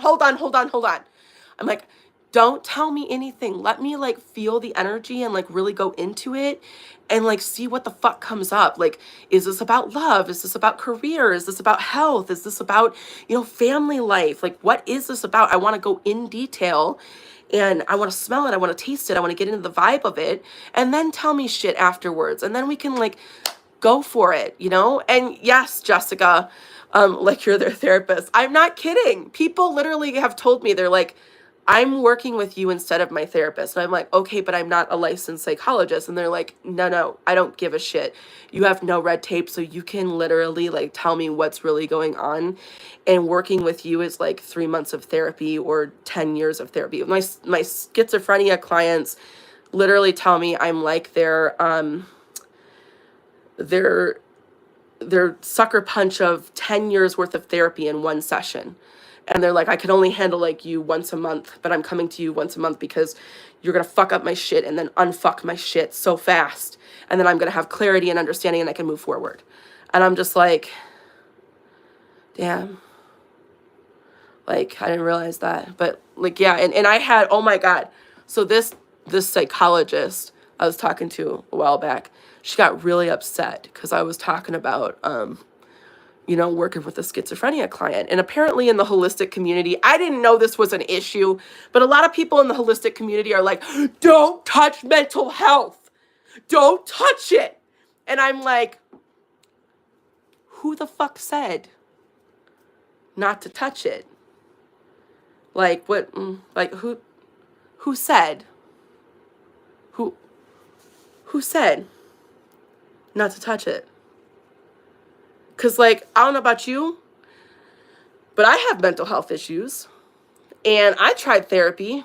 And I've done therapy. And therapy has been great up to a certain point. I got a lot out of therapy. But it got to a point where I realized that I have to take on my issues. And I have to get myself out of this shit. And I was sitting in a domestic violent support group years ago. And I will never forget sitting there. And I was looking at these women. They were all above the age of 50. And all of them were on their 5th or 6th domestic violent relationship. And I'm sitting there and I'm like, what the fuck? And it was my first domestic violent relationship.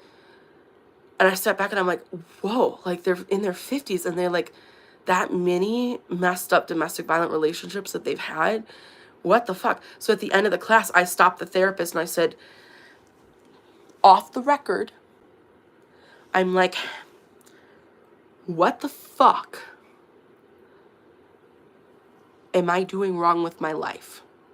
And the therapist looked at me and she's like, what do you mean? What are you're doing wrong? And I said, why am I sitting in a support group with women above the age of 50 who are all on their 5th and 6th domestic violent relationship? Is that what I have to look forward to?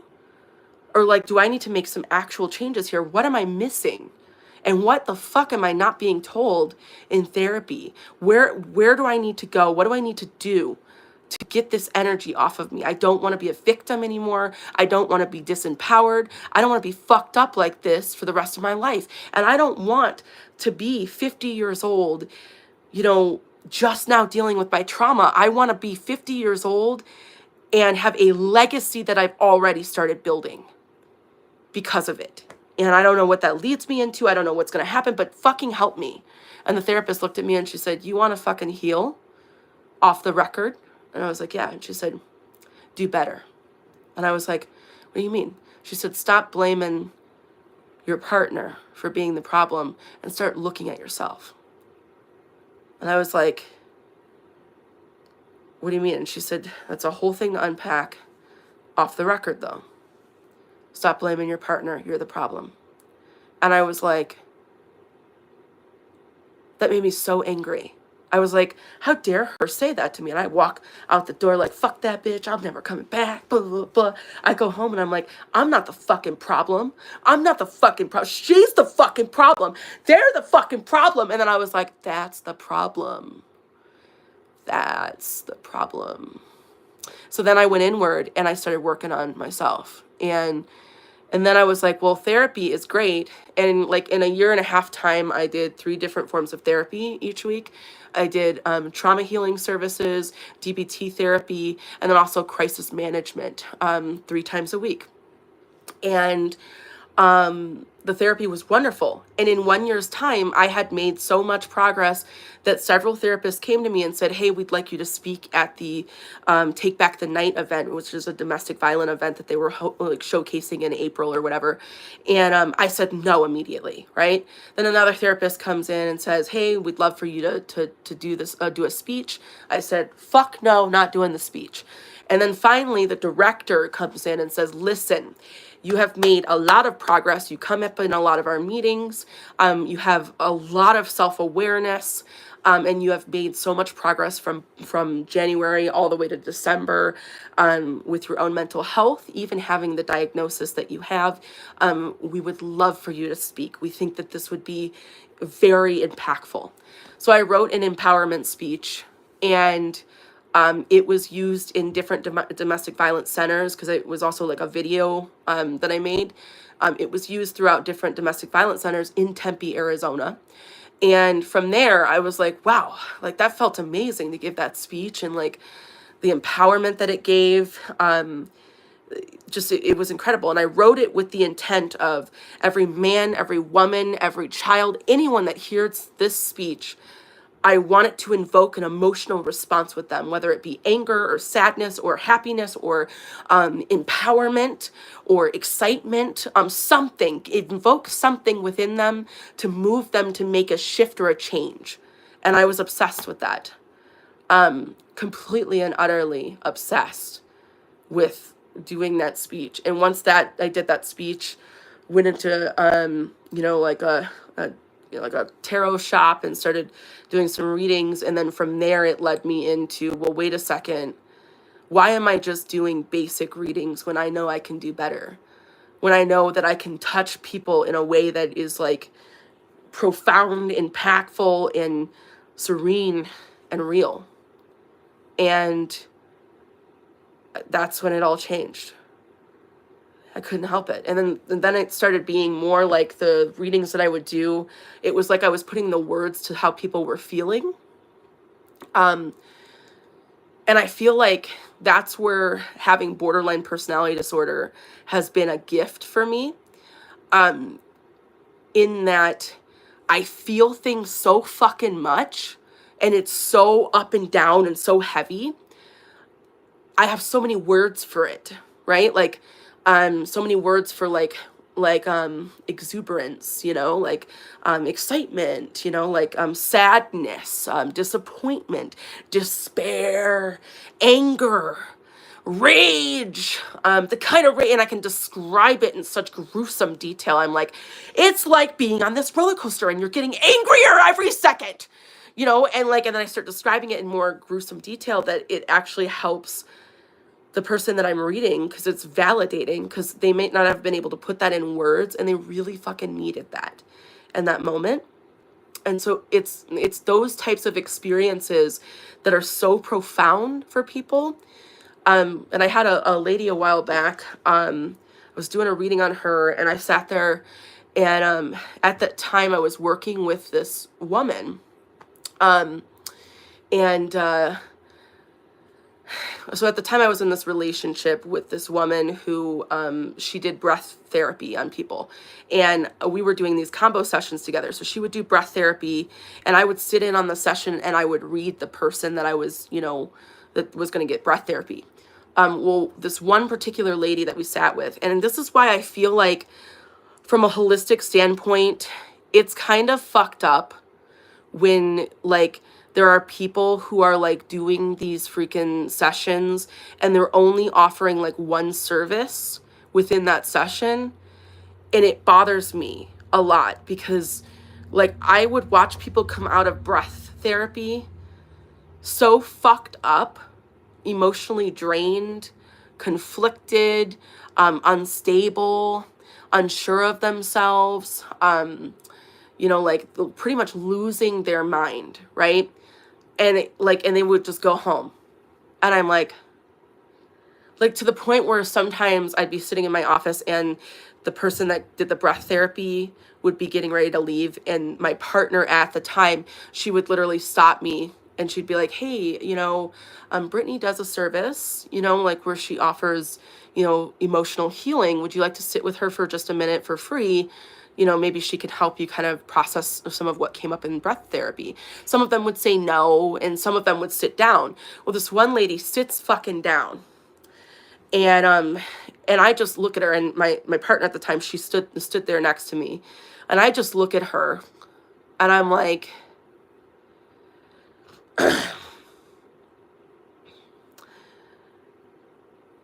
you've wanted to unalive since the day you came into this earth.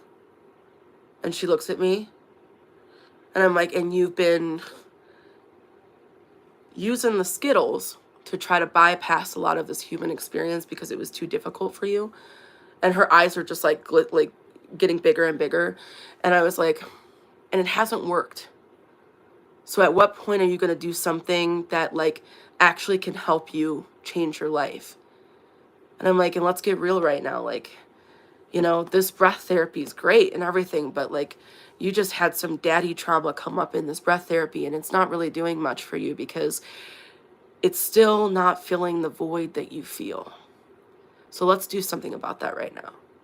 And I had her sobbing instantly. And like my partner at the time, she's like looking at me and she's just like, how the fuck did you know that? Like how, we didn't even talk about that in breath training or breath therapy or anything.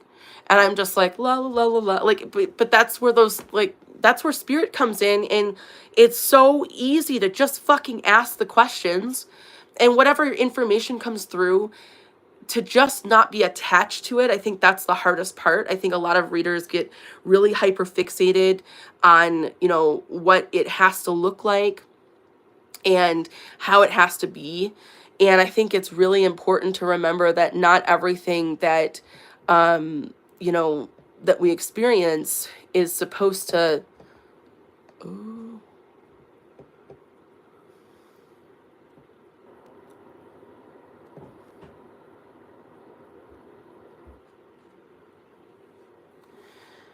Okay.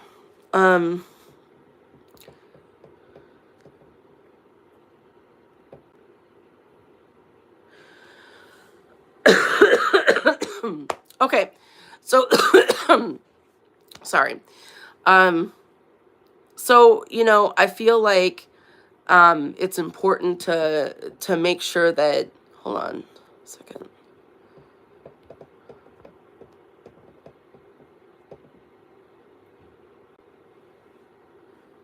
There we go. Sorry guys, I had to kind of remove somebody off of the chat. Sorry guys, I'm so sorry about that. Guys, I try to have a mod in between each of the platforms, but I'm in 2 different platforms right now.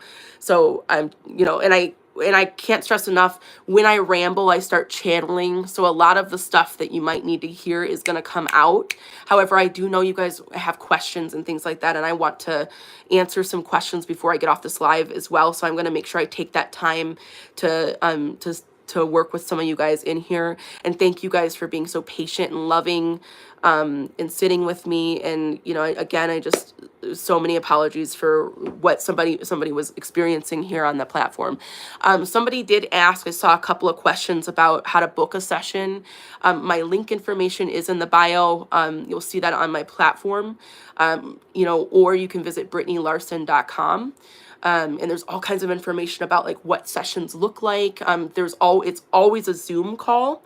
And we sit in front of each other, and with whatever time that we have designated, you know, like you can ask questions, or I can just read your energy, and I'll try to give you as much healing time as possible. And every single one of the sessions comes with spirit channeled healing and quantum healing as well. So it will have a sucker punch of like making sure I work your chakras as well. Because sometimes we just need that energy, you know, like cleansed. Now, if you're more of a Bible reader, I cannot stress enough how many times I've done sessions with clients where I end up fucking quoting the Bible. So don't worry, like if maybe you're not really, you don't really know what healing looks like or things like that, just remember that it's completely and utterly okay, whatever like comes through. You know, like I'm here with you. I won't let you leave the session more fearful or heavy. Like the point is to feel lighter and to feel more grounded after sitting with me, even if that's for like 15 minutes or whatever the case is. So I hope that helps a little bit. There's like 3 different options. Like there's a 15-minute option, a 40-minute, and then a 60-minute option available, as well as like some pretty awesome mentorship package deals. Cause like the pricing that I have it set at for like mentorship is like incredible. I've found that to be like, affordable enough for some clients to work with me, even in payment arrangements and things like that. Like, especially because you get a lot with mentorship, because I do a lot of homework assignments. I can't stress enough, we all need fucking homework. But like the homework is strictly tailored to what you need. And so like I have a client that had a child unalive. And so the grief is more complicated and complex in that way. So there's certain, you know, homework assignments that I give her specifically versus another client who has schizophrenia, and they're looking to unpack layers of their trauma using holistic techniques that can help them, you know, branch into a new way of thinking and a new way of life, versus another client who has borderline and they're struggling with their partner right now. So the stuff is going to be different based on that versus another client who's studying mediumship with me. And so I think everybody needs something different in that experience. And I can't stress enough the need to, you know, like have that expansion. And that's only in mentorship. Now in session work, it's just, you know, like one and done, I guess you could say, unless you wanted to work more with me. But I still want to know how you're doing. Like, I can't stress that enough. Like, I have clients that reach back out 6 months later and they're like, hey, you know, I was thinking of you the other day, and this and this happened in my life, and thank you for this. Or, you know, I'm really struggling in this area right now. I want to know what's going on with you, because it matters so much that, you know, I can sit with you, that I can experience your energy. And I want to make sure that you're okay and you're safe, and I want to help you in any way I can. So I think that's really important. And, yeah, but, yeah. So, anyways, I have rambled on and on and on and on, and you guys have been so patient with me, and thank you guys for, you know, sitting with me. 'Cause I know a lot of you guys are going through a lot right now. I mean, in the last 6 months, we've had some I guess you could say planetary alignment, some shifts in that. We've also had so much conjunctions, retrogrades, all kind of astrological shit has happened. And I noticed in the past, like I would say 3 months, there has been a lot more relationship trauma. Like, look at the news, for God's sake. What is most popular that's being talked about right now? You got Blake Lively and the Justin I don't know how to pronounce his last name, but you know, you got that drama saga going off, people coming, more information coming to light about what's beneath the surface of that. You got a lot of death happening right now with all of the freaking airplane shit going on in America. So if you're not from America, count your blessings, say your prayers. There's a lot going on, okay? And so with that said, you know, and that's just the stuff that's in the limelight, you know, it's not talking about like the stuff that's going on behind the scenes for each of you. So collectively between both apps right now, I want to kind of, if you guys don't mind, I'm going to kind of collectively read you for a second before I start, you know, reading questions and things like that. Those of you that are just joining, I am Brittany and I combine psychology and spirituality to help people work through emotional issues. I primarily read patterns, cycles, and behaviors that you have. I'm obsessed with past life trauma. The more elaborate the story, the more dramatic I can make the story, the better. Even though like I'm not making it dramatic, it's just like what the shit is, like, you know. But yeah, I like reading energy, and so yeah, and then when I'm in live streams, I try to keep it a little bit general just so that I can respect your trauma story, because y'all got some fucked up stories, right? And I don't want to fuck it up too much by revealing too much. However, sometimes I can't help it, so I might get a little personal. And then I also tend to, you know, put the heavy focus on, you know, kind of, I guess you could say, I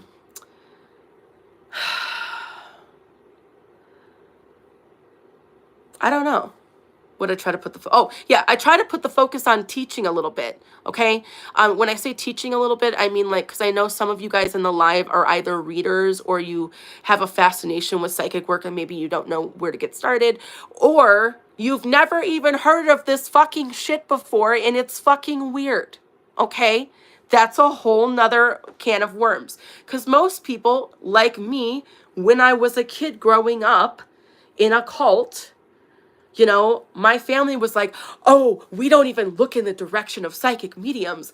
And little did I know that in my birth chart, I just spit everywhere, and destiny cards and numerology, baby, I was born this way.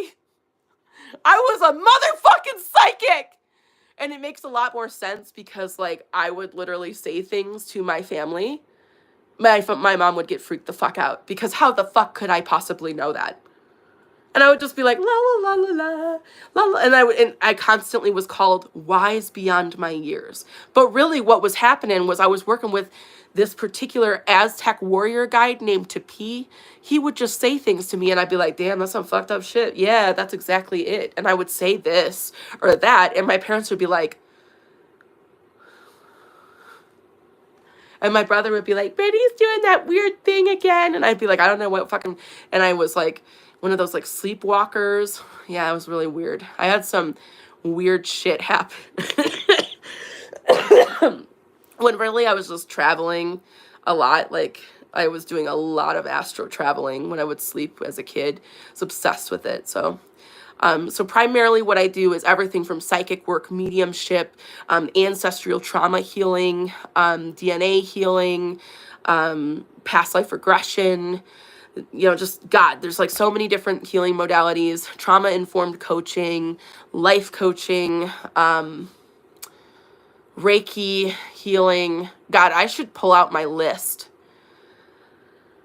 I just actually updated my list on my website. Who the fuck am I kidding? Let's just look at it for a second. I have my laptop right here. And so my website, I will just say, it's my website. I built it myself, just so you know.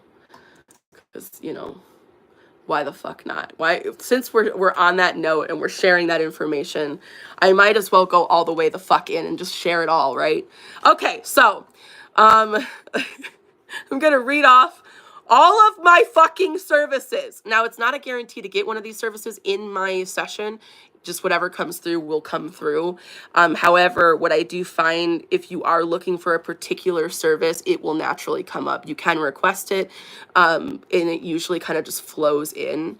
Like, I had a woman book a session with me, and her daughter passed away under unusual circumstances, and it was not fully revealed. And so we get in the session, I'm reading her energy, and it starts happening. Like, I start doing mediumship, and I stop for a moment, and I'm like, listen, I don't do normal mediumship. Like, I'm not sitting there like wanting to get like these loving evidential information. Like, I want to talk about their trauma and their emotional issues, and like, what were they thinking and feeling right prior to death. And like, and if you have some confusion surrounding that, I would like to explore what is coming up. However, I could also not be interpreting it correctly. And I want to stress that to you, because you're in complicated grief. I don't want to fuck with you. So I'm stressing that with you. And like, this one lady, she booked with me, and unusual circumstances happened with her daughter. And I was seeing exactly where it happened, because her daughter was showing me, and then how it happened. And I told her everything I got. And it wasn't until 3 months later, when she got the autopsy report, that everything that I had said was exactly what happened with her. And she was just like, oh my God, I was hoping you were wrong, but like, now that I know that that was what happened, I feel less guilty, because, the fact that you picked all that up and you said all that you said about what she was saying, it just made it that much more real, and it makes sense to me now. I can accept this part, and blah, blah, blah. And so she ended up doing a lot of mentorship with me. But anyways, that's just a side note. And don't you book, okay, I need to stress this shit to you guys. When you want a can of worms open, don't be fucking scared of what comes through, okay? If you're wanting to talk to your dead grandmother, fine. Want to talk to your fucking dead grandmother. Love that for you. But be aware that dead people will tell shit that you're not fucking doing, okay? Like, this one time, this girl books a session thinking she wants to talk to her grandmother who passed away. She gets in the fucking session. I'm looking at her. Grandma walks in the spirit realm. And when grandma comes in, grandma's not like, oh, like, hi, tell her I love her. She's like, she's cheating on her husband. And then turns around and walks the fuck away. Or like, another time, a lady books a session wanting to talk to her passed away father. And literally, I shit you the fuck not, I'm sitting there, passed away father comes in, and he starts morphing into mother. And I'm like, okay, who the fuck's dead in the spirit realm? That's literally what I'm asking. I'm like, okay, I gotta be honest with you. I'm like, I'm confused of who died. I said, because I'm seeing your dad. And she's like, yeah, it's my father. And I'm like, but that's not all that I'm getting. I'm like, I see your dad, but he's morphing into your mother. And I'm confused why he's morphing into your mother, because your mom is still alive, right? And she's like, yeah. And I'm like, so let me ask a couple of questions. And so then he showed, him in the hospital bed hooked up to all this equipment. And it was kind of dramatic, like, like Grey's Anatomy scene. And I'm describing it to her, and she's like, yeah, that's how he was. And I was like, and I'm seeing you walk in, but never fully walk into the room to like say your goodbye to him and get closure. And she starts sobbing. And he said, how many mediums does she need to speak to get closure? And I was like, your dad just said, how many mediums do you need to see to get closure? I'm like, we need to talk about your mom.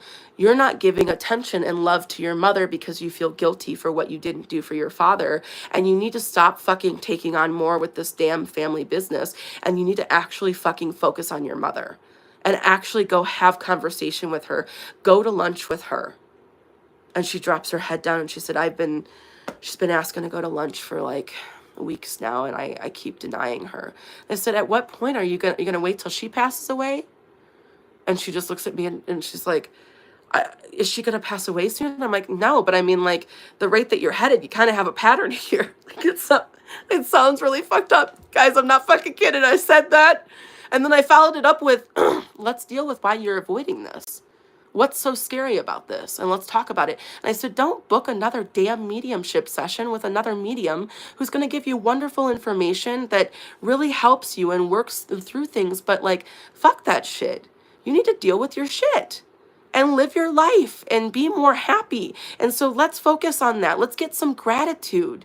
And let me show you some strategies on how you can release some of this grief that's in you so that you can live a better fucking life right now and have conversation with people that you are still alive that can talk with you. And then also let me teach you some techniques on how to talk to your dad in the spirit realm so you don't have to keep booking sessions with mediums, because 5 sessions with mediums, 6 sessions with mediums is too much, okay? You're now kind of going into an area where you're using that as a crutch. And we can't use things as crutches. It doesn't help us. Get like 1 or 2 a year. Okay, if you need to do mediumship, great. 1 or 2 a year is great. Work with a trauma coach. Work with a life coach. Work with somebody who can unpack shit with you to help you get out of what you're in and into a new energy. Because you don't deserve to sit in that shit. And I mean that with all the grace and love. I am not gruesome on every session like that, but if you're going through the grief process right now, it's intense, it's complicated. And yes, going for what you need is so important. But there comes a point where sometimes readings become a detriment in that way, like where it's really being used as a crutch. And that is not fair at all to you or to that reader, because the reader more than likely hasn't received training. That reader probably hasn't been trained by me, because my ass would be like, reader, okay, ethically speaking, what do you know? Well, they keep coming back. How many times is too many fucking times? How many fucking times?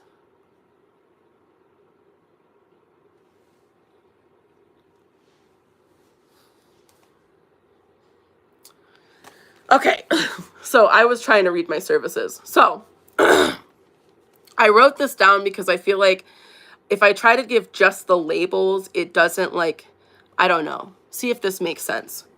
So what I offer in sessions, it's a list, okay? And no, I don't provide all the different certifications that I have, not because I don't want you to. I don't think I've only had like 1 or 2 people ask me for all of my certifications. They're like, can I see them?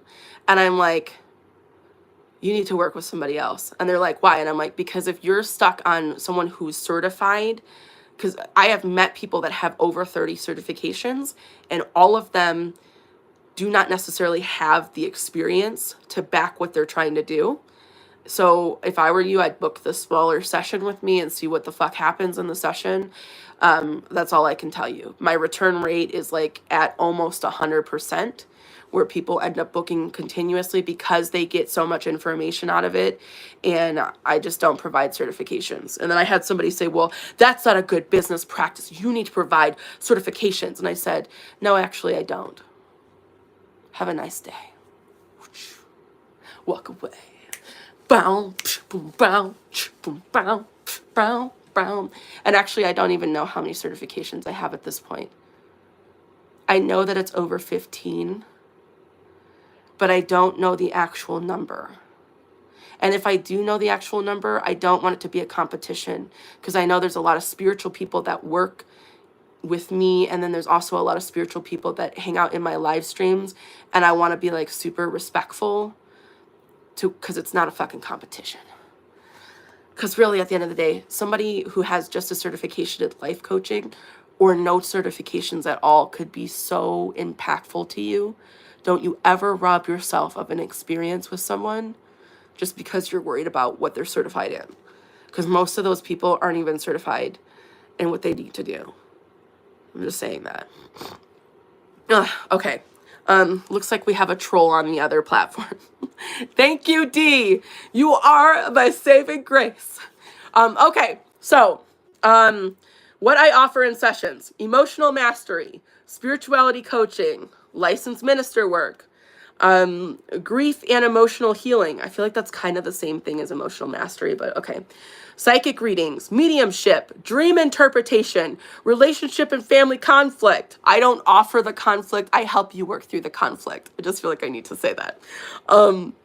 Reiki body healing, chakra attunement cleansing, ancestral trauma healing, animal Reiki, neurolinguistics programming, the Silva method, self-care coaching, life coaching, mindfulness, light language healing. believe me, I'm not going to speak the light language to you because that might freak you out. Don't worry about that. I'll just whisper it to you. You get the same effect. Past life regression, spirit releasement therapy. Goddamn, spirit releasement therapy is amazing. It's basically talk therapy for dead people and aliens and extraterrestrial, like different forms, I guess you could say different types of beings, because sometimes, you know, they need talk therapy. I'm not kidding. We're just going to leave it at that, because there's been some scenarios that have happened that I could spend hours talking about. Holy mother of Jesus. And this is why talking to serial killers is not even a problem. Okay, anyways. Back spirit releasement therapy, quantum healing, trauma-informed coaching, end of story. Okay, and I feel like there's actually a couple things missing. Like alien code, alien coding, DNA strand healings, God, what other healing modality? I feel like there's another healing modality. I mean, I guess breath therapy, because I do different forms of breath therapy in my sessions with clients, depending on what they need, because it's just different for everybody. But yeah, like shit, man, there is like a wide array of stuff that I get into. Thank you for the 81,000 likes, by the way. Emotional code, yes. I haven't really, but see, like, I don't really like emotional code. But the alien coding is fucking fun as shit, by the way. I'm like obsessed with that. Like, somebody said snake venom. What the fuck? That's an area I've never gotten into, is any psychedelics. That's not my thing. I literally was hanging out with one of my mentors a while back. Okay, so this mentor that I have, she's this quantum healer, past life regression therapist, and when I first started working with her, she's like, listen, she's like, I've been in the community 30 plus years. And she's like, there's only one other person I've ever met that's even remotely like you. And I was like, what do you mean? She said, this other, person I met, she ended up doing mentorship with me. And she is literally every gift unlocked, everything opened up. Already. I have nothing to teach her on that side of things. But what I was trying to do was get her expansive and have her open up this way and this way and this way. And she wasn't open to doing that. And literally, wait, did I say she's been in the spiritual community 30 plus years. Okay. I don't remember what I said. Okay. Anyways, that's funny. Did I say she's over the age of 30? She's I'm sorry. Did I say that for real? Oh my God, that's fucking hilarious.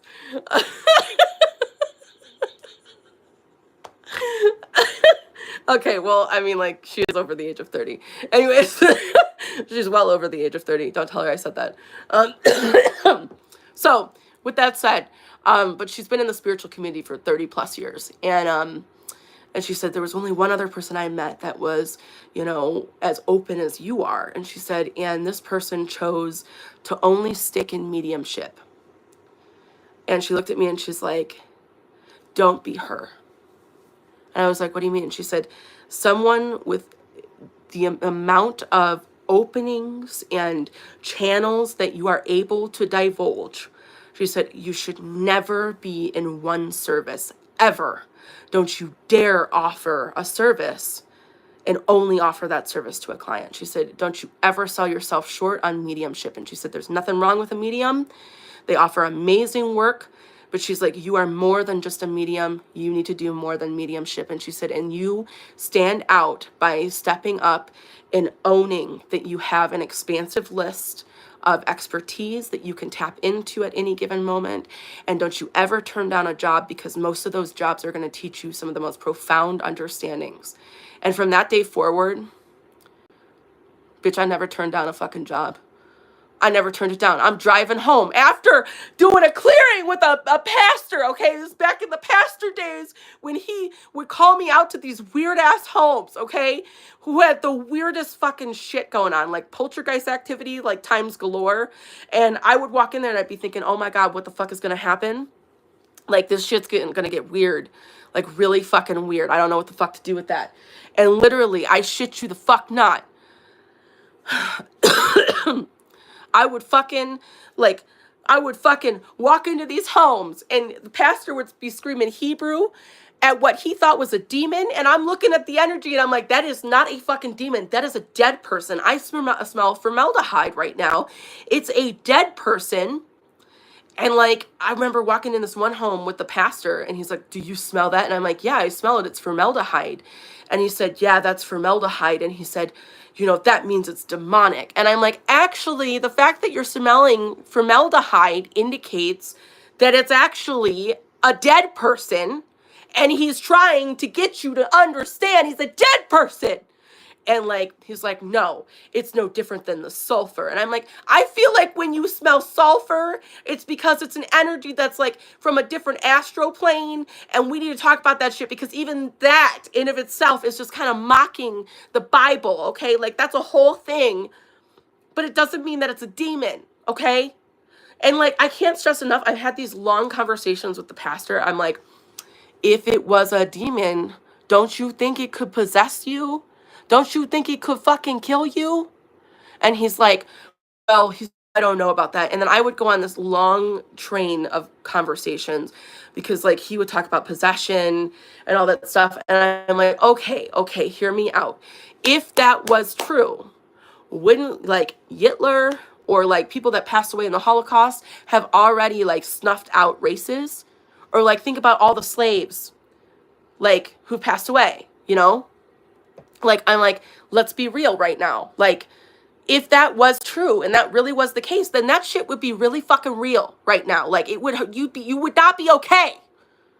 And he's like, well, I'm getting kind of a stomachache talking about it. I'm like, feel into that energy. That is something coming up for you. Like, what the fuck are we talking about right now? Anyways, so that was a whole train of things. Anyways, one day I'm driving back from working with the pastor and I get a phone call from a friend who's also a client, and she was more of like a distant spiritual friend. I didn't know a lot about her, but she did like a session with me a while back. And I'm driving home, get a phone call from her, and she's like, listen, like we're thinking seriously about calling CPS.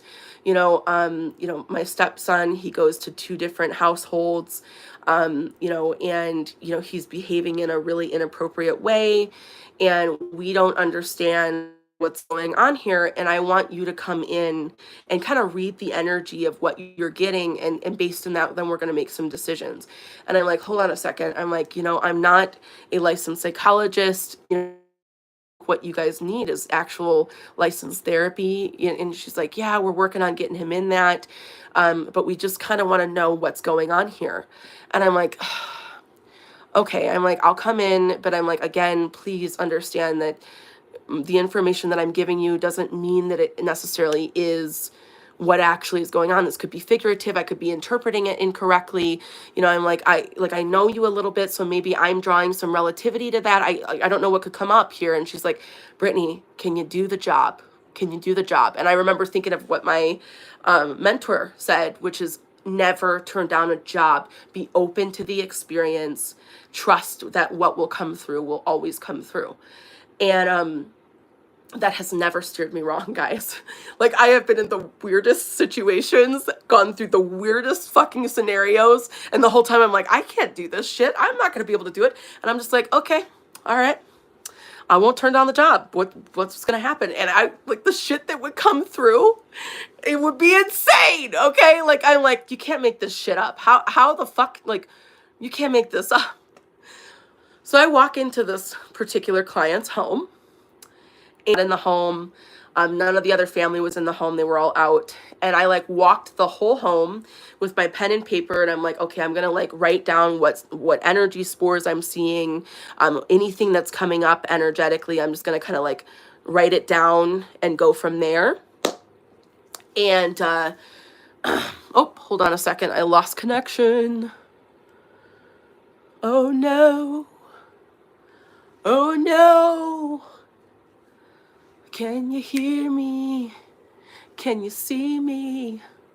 Apparently not, because that dot is red. Okay, we're back now. I'm sorry, guys. I'm on 2 different platforms, and the energy connection went off on one of them. Okay, so we're back. All right, good. So with that said, continuing on real quick with where I was going. So I, get to the client's house. I got my pen and paper out. I'm looking for energy spores and energy signatures, any like thought form bubbles in the air. I'm looking to connect with the 7-year-old to kind of see what I'm feeling and experiencing, why there would be inappropriate behavior. I'm walking around the house and I'm picking up spores, right? Like, so I'm seeing, it's like these little like bubbles in the air that I'm seeing, which is telling me the density level that that an energy's at. And with that said, I was like walking around, and while walking around, I come to the 7-year-old's playroom. And within that 7-year-old's playroom, there was a passed away gentleman that was standing there. But he didn't reveal himself as a passed away gentleman. He revealed himself as a child spirit. And so I see this child spirit, and I like walk into the, into the playroom, and I'm like, oh, there's this child spirit that's in the playroom. And I'm like talking to the child spirit, and instantly my gut drops because I realize that that's not actually, a child spirit.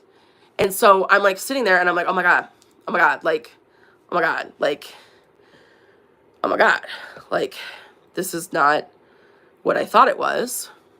It's actually not at all what I thought it was. So I thought that it was a child spirit, and my gut dropped, and I'm like, that is not a child spirit. And I'm like, that's not a child spirit. That is a grown man. And he then reveals himself as the grown man that he was. And spirit's funky like that because there was a reason why he showed me a child self and why he actually was a grown man. So anyways, there's a whole thing behind that. So I was like, wow, that's fascinating as shit. And so gut dropped though. And I'm like, who is this? He doesn't say anything. And I'm just feeling someone who has experienced a gunshot wound, a pew pew wound, as we call on TikTok, a pew pew wound. It usually comes in right about here, and it hurts so fucking bad, guys. Like, and I love that it hurts so much. And maybe that sounds weird that I'm saying it that way, but like when it hurts like that, it's like you can't. I love those physical sensations that come in because it's like you can't refute that. Like, because I think sometimes if I didn't have the physical sensation, maybe I would be more reluctant to tell you what I'm picking up. But because it's so blatantly like smack in the face right there, it's like you don't have a choice. You don't have a choice but to fucking go, okay, like, like that's that, And so I'm like sitting there looking at the energy, and I'm like, whew, I'm getting a pew pew wound right here. And I'm like, I feel like it's self-inflicted. And I said, he didn't say this, but I know this to be true. I said, we're talking about your father. And she just starts crying right then and there. And I was like, and I want to stress to you right now, I can remove him out of the space. You never have to speak with him again. But I said, there's some trauma between both of you. And there's an opportunity for you guys to heal something together if you would like to heal it here right now. And she's like, absolutely, want to heal it. I want to work through it. So we sit in the child's playroom. I turn off the lights because there's something about being with spirit in the dark. Man, it's so just like, I know some people would be like, why the fuck would you sit in the dark, Brittany? That's fucking creepy. But I just got to be honest with you. Like, there's something about sitting in the dark with spirit and you're seeing the orbs show up. And my client at the time, she like was working on intuition and everything anyways. So like there's something profound about being able to see orbs and things like that in the air. And I felt like that would be more of a better experience. But then also for me, when I'm sitting in the dark, I can do a lot of deep channel work because I can't fixate on anything physically in front of me. Instead, I have to allow all of my senses to take over and speak that truth out into the atmosphere. And it allows for like deep, like transfiguration type of channeling and things like that. You know, like Bashar and things like that. Well, that's called transfiguration, right? And it's very awesome channeling. However, some people take years to even get remotely close to that kind of level of blending with spirit. So for me, turning off the lights offers an opportunity sometimes to go like balls to the wall into a channel. Because I mean, if my client's sitting next to me and we're sitting in the dark and they can't fucking see me, you know, at that point, then I have to talk.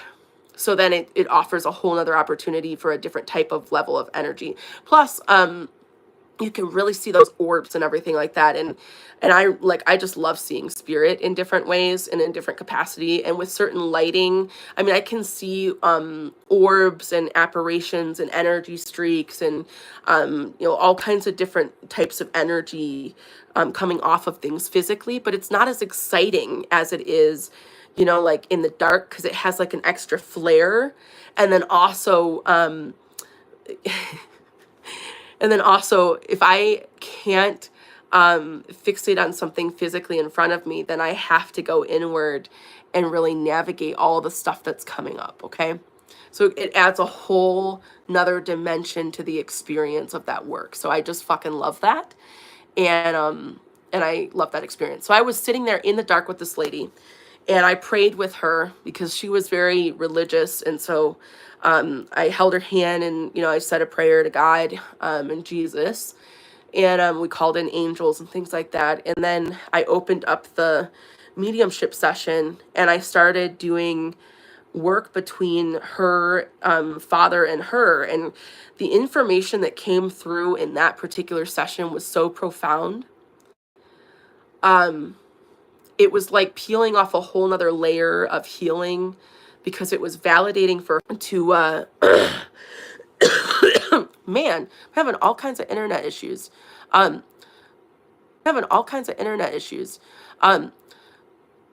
That would be what you would equate to a person who did a heinous crime to a child.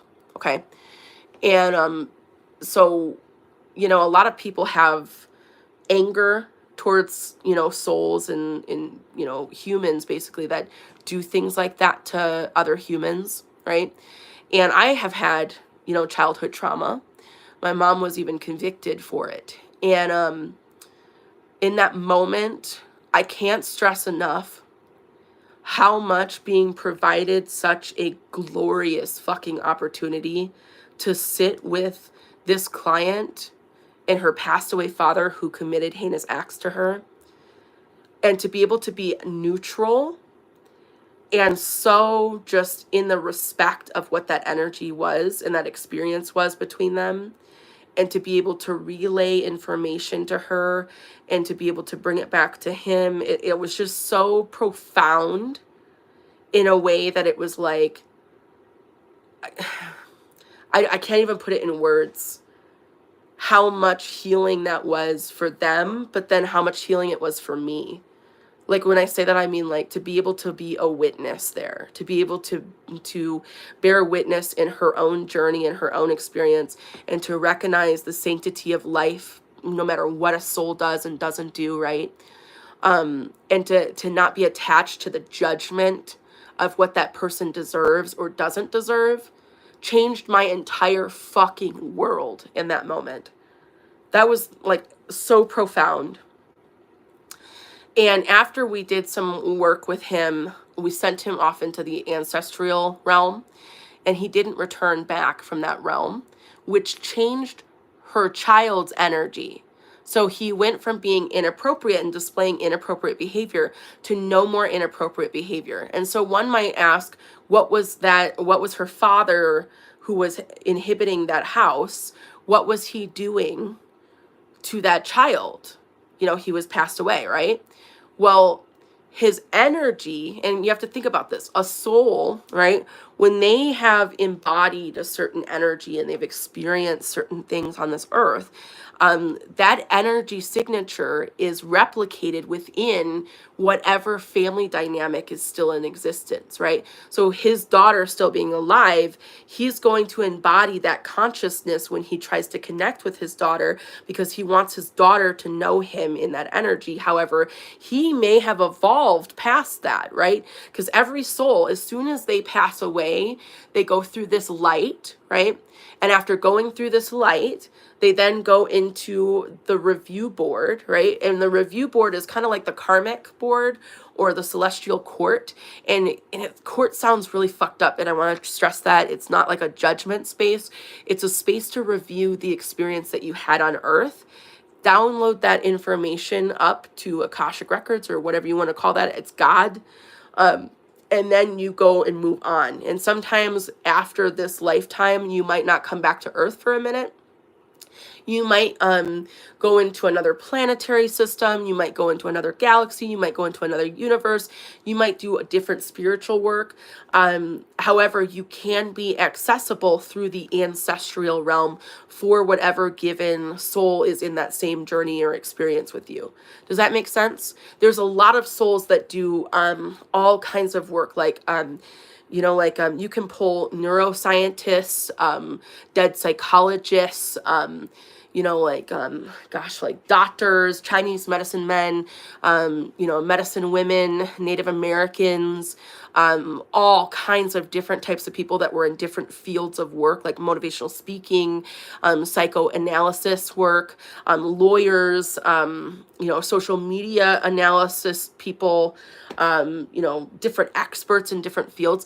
All of them come from like certain realms that you can pull from. And so like the ascended master realm, you could pull like, a monk, for God's sake, or you can go up to the spirit helper realm and you can connect and say, hey, look, like I have this problem going on. I need help fixing this thing. And you'll have somebody come in immediately and want to help you and assist you. Or you can start pulling from like extraterrestrials, which are a different dimension, right? But then also think of like the universe in about like, I would say 13 layers would be the best way to describe it. There's 12 astral planes, right?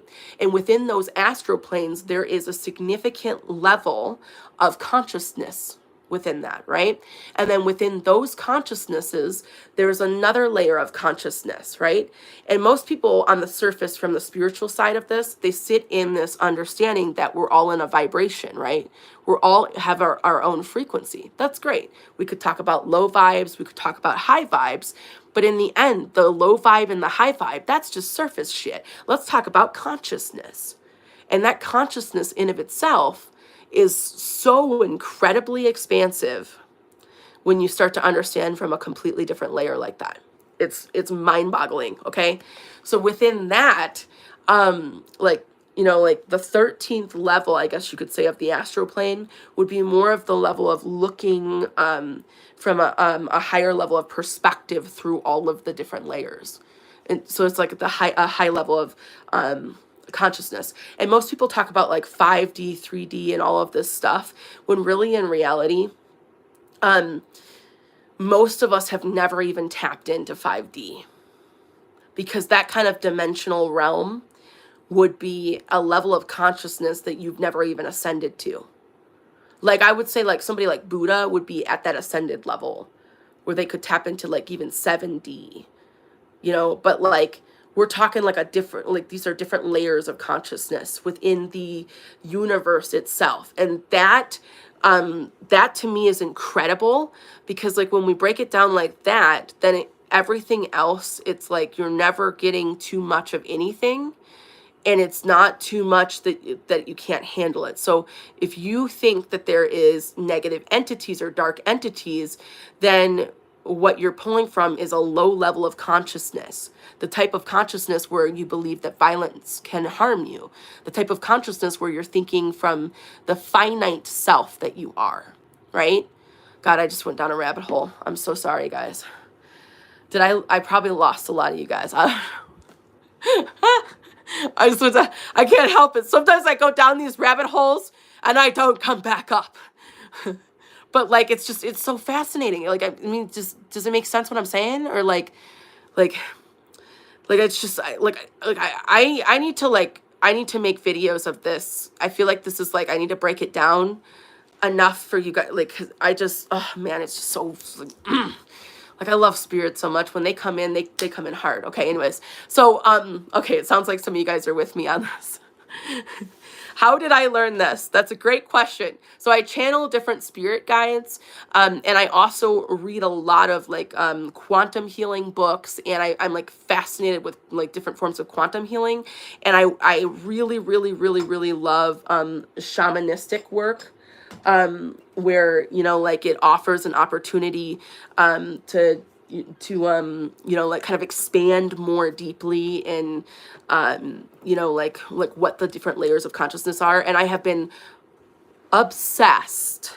When I say obsessed, I have wanted to understand the different levels of consciousness for like a long fucking time. And it started with reading gosh, I read this book, Pathway to what was it? Fuck, I don't know what the pathway was. Like, I don't know if it was Pathway. It was Letting Go by David Hawkins.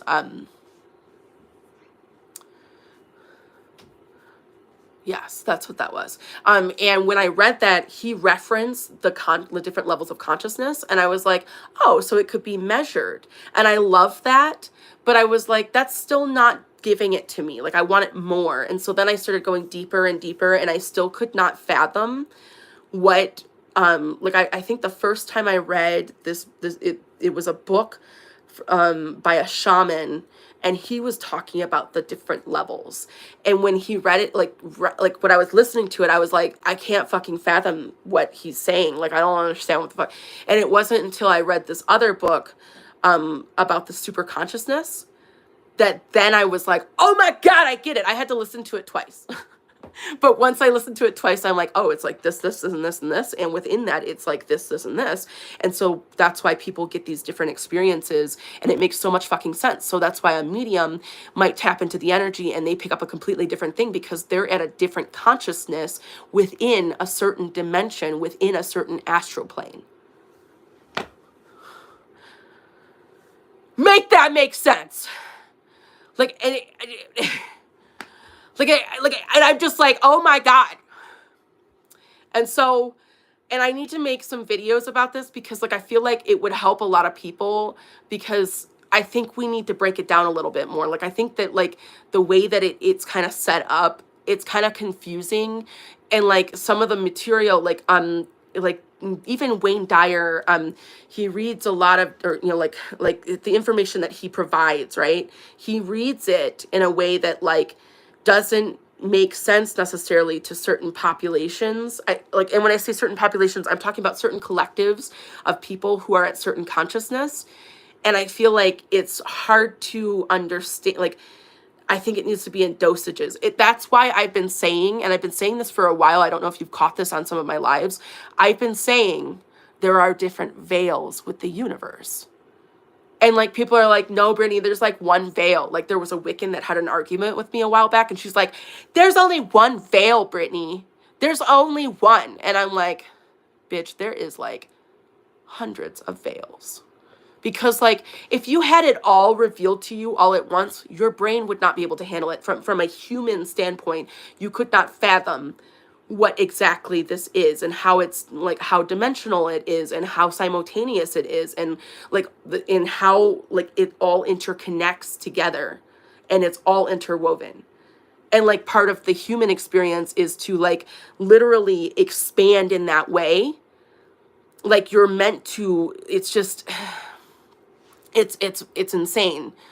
And most people that don't have a certain, again, like somebody just posted on the other platform, you know, a negative comment about what I just said, because a lot of people are at certain levels of consciousness where they're not awake and understanding, or awake in that that dimensional like state where they have another awareness. They're at a different level of consciousness. It doesn't make them less than. It doesn't make them more than, it doesn't make you more than, it just means that they're at a different consciousness. And I guess maybe in some ways, instead of explaining it from like leveling up, let's explain it from like this way, okay? Like it's all just literally the same level, but it's a different level. I don't know how to make that make sense. It's so freaking gorgeous when I start talking about that. And I think that if you've been doing a lot of spiritual work in general, you can kind of start to fathom what I'm talking about. But if you want more information, look up this book called Super Consciousness by RJ, I don't know the last name.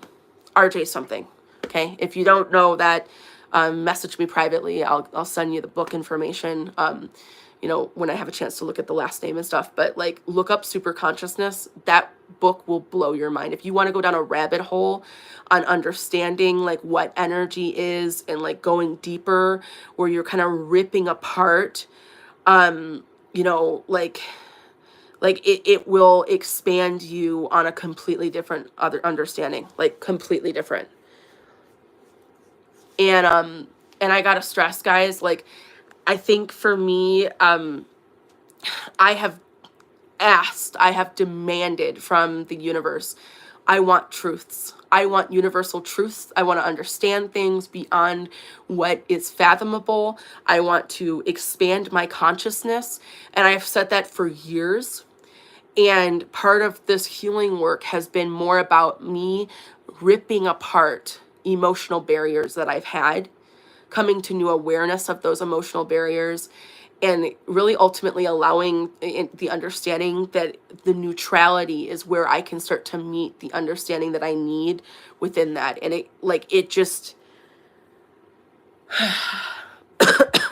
it's amazing to be a part of that.